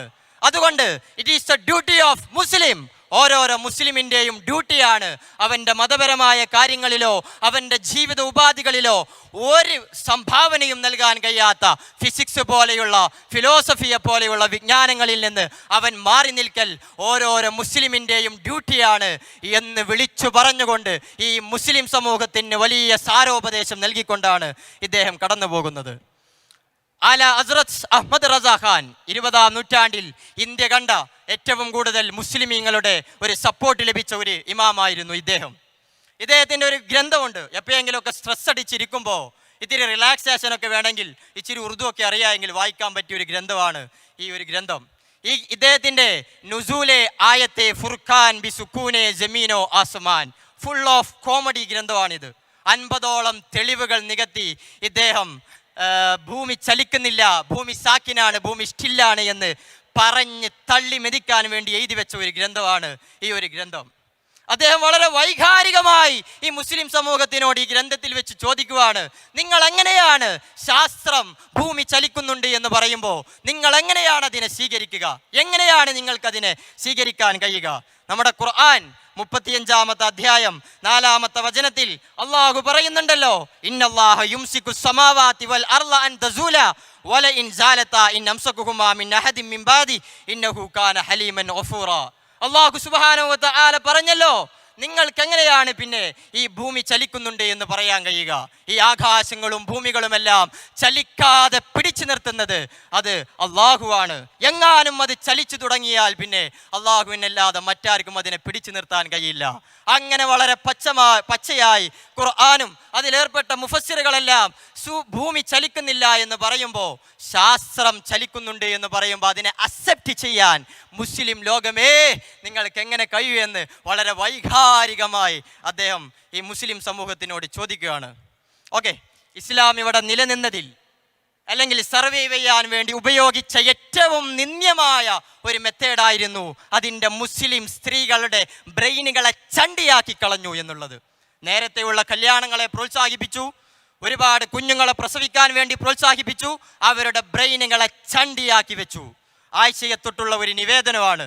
മുഹമ്മദ് പറയാണ്, ലാ തുനസ്സിലൂഹുന്നൽ ഉറഫ, നിങ്ങൾ ആ സ്ത്രീകളെ നിങ്ങളുടെ വീട്ടുകളിൽ നിന്ന് പുറത്തേക്ക് ഇറക്കരുത്. അതിൻ്റെ കാരണം അറിയാലോ, എങ്ങാനും ഇറങ്ങിക്കഴിഞ്ഞാൽ ആർക്കെങ്കിലുമൊക്കെ കണ്ടാൽ പിന്നെ ഓക്കെ. വല തുഅല്ലിമൂഹുന്നൽ കിതാബ, നിങ്ങൾ അവരെ എഴുത്തും പഠിപ്പിക്കാൻ പാടില്ല. പിന്നെ എന്താണ് നിങ്ങൾ ചെയ്യേണ്ടത്? അവർക്ക് സൂറത്തു നൂർ നിങ്ങൾ പഠിപ്പിച്ചു കൊടുക്കണം. സൂറത്തു നൂർ എന്ന് പറഞ്ഞാൽ ഈ പാവങ്ങൾക്കുള്ള ഒരുപാട് റെസ്ട്രിക്ഷൻസും നിയമങ്ങളൊക്കെ അടങ്ങിയിട്ടുള്ള ഒരു സൂറത്താണ്. അത് മാത്രമാണ് നിങ്ങൾ പഠിപ്പിച്ചു കൊടുക്കേണ്ടത് എന്ന് മുഹമ്മദ് പറയാണ്. ഇത് 1930 സമസ്തയുടെ ഒരു അറബി മലയാള മാസികയിൽ, അൽ ബയാൻ എന്ന അറബി മലയാള മാസികയിൽ അവരുടെ ഒരു മുഷാവറ അല്ലെങ്കിൽ അവരുടെ ഒരു ഫത്വയുടെ ഒരു ലേഖനം, അവരുടെ തീരുമാനത്തിൻ്റെ ഒരു ലേഖനം വന്നതാണ്. അതിൽ അവർ പറയുന്നു, നമ്മുടെ കർമ്മശാസ്ത്ര പണ്ഡിതന്മാരെല്ലാം പറയുന്നത് എഴുത്ത് സ്ത്രീകൾക്ക് ഉത്തമമല്ല എന്നതാണ്. അതുകൊണ്ട് സമസ്തയും ആ ഒരു നിലപാടിനെ അംഗീകരിക്കുന്നു. യുനോ, പഴയ കാലത്ത് മദ്രസകളിൽ പോലും സ്ത്രീകൾക്ക് എഴുത്ത് പഠിപ്പിച്ചിരുന്നില്ല, അവർക്ക് ഓറൽ ടെസ്റ്റ് മാത്രമായിരുന്നു ഉണ്ടായിരുന്നത്. ഇത് 1921 ദയൂബന്ദെ സ്കൂൾ ഓഫ് തോട്ട് അവരുടെ 120ഓളം വരുന്ന പണ്ഡിതന്മാർ ഒരുമിച്ച് കൂടിയെടുത്ത ഒരു ഫത്വയാണ്. ഇതിൽ എന്തുകൊണ്ട് മുസ്ലിമീങ്ങൾ ഗവൺമെൻറ്റിൻ്റെ വിദ്യാഭ്യാസത്തിൽ നിന്ന് ഭാഗികമായും അല്ലെങ്കിൽ പൂർണ്ണമായും മാറി നിൽക്കണം എന്നതിൻ്റെ കാരണങ്ങൾ ബോധിപ്പിച്ചുകൊണ്ട് അവർ പറയുന്ന സംഭവമാണ്. The last one, modern education system in Islamic institutions. Okay, പിന്നീട് അവസാനം ഒരു നിലനിൽപ്പില്ലാതെ വന്നപ്പോൾ, ഇങ്ങനെയെല്ലാം ക്ലോസ് ചെയ്യാൻ വേണ്ടി ഒരു നിലനിൽപ്പുമില്ലാതെ വന്നപ്പോൾ മുസ്ലിം സമൂഹം ചെയ്ത അതിമാരകമായ ഒരു ക്രൂരതയായിരുന്നു ആത്മീയ ബിസിനസ് സ്ഥാപനങ്ങൾ അത് വിദ്യാഭ്യാസത്തിൻ്റെ പേരിൽ ആരംഭിച്ചു എന്നുള്ളത്. പൂർണ്ണമായും ഇൻ്റലക്ച്വലി ഷട്ട് ഡൗൺ ചെയ്യുന്ന സ്ഥാപനങ്ങൾ, അവിടെ ഇച്ചിരി ബേസിക് സയൻസും മറ്റതെല്ലാം ഉണ്ടായിട്ട് പൂർണ്ണമായും മതത്തിൽ പൊതിഞ്ഞ ഒരു തലച്ചോറാക്കി ഇറക്കിവിടുന്ന സ്ഥാപനങ്ങൾ. അതിന് എയ്ഡഡ് സ്ഥാപനങ്ങളും ഉണ്ട്, പ്രൈവറ്റ് സ്ഥാപനങ്ങളും ഉണ്ട്.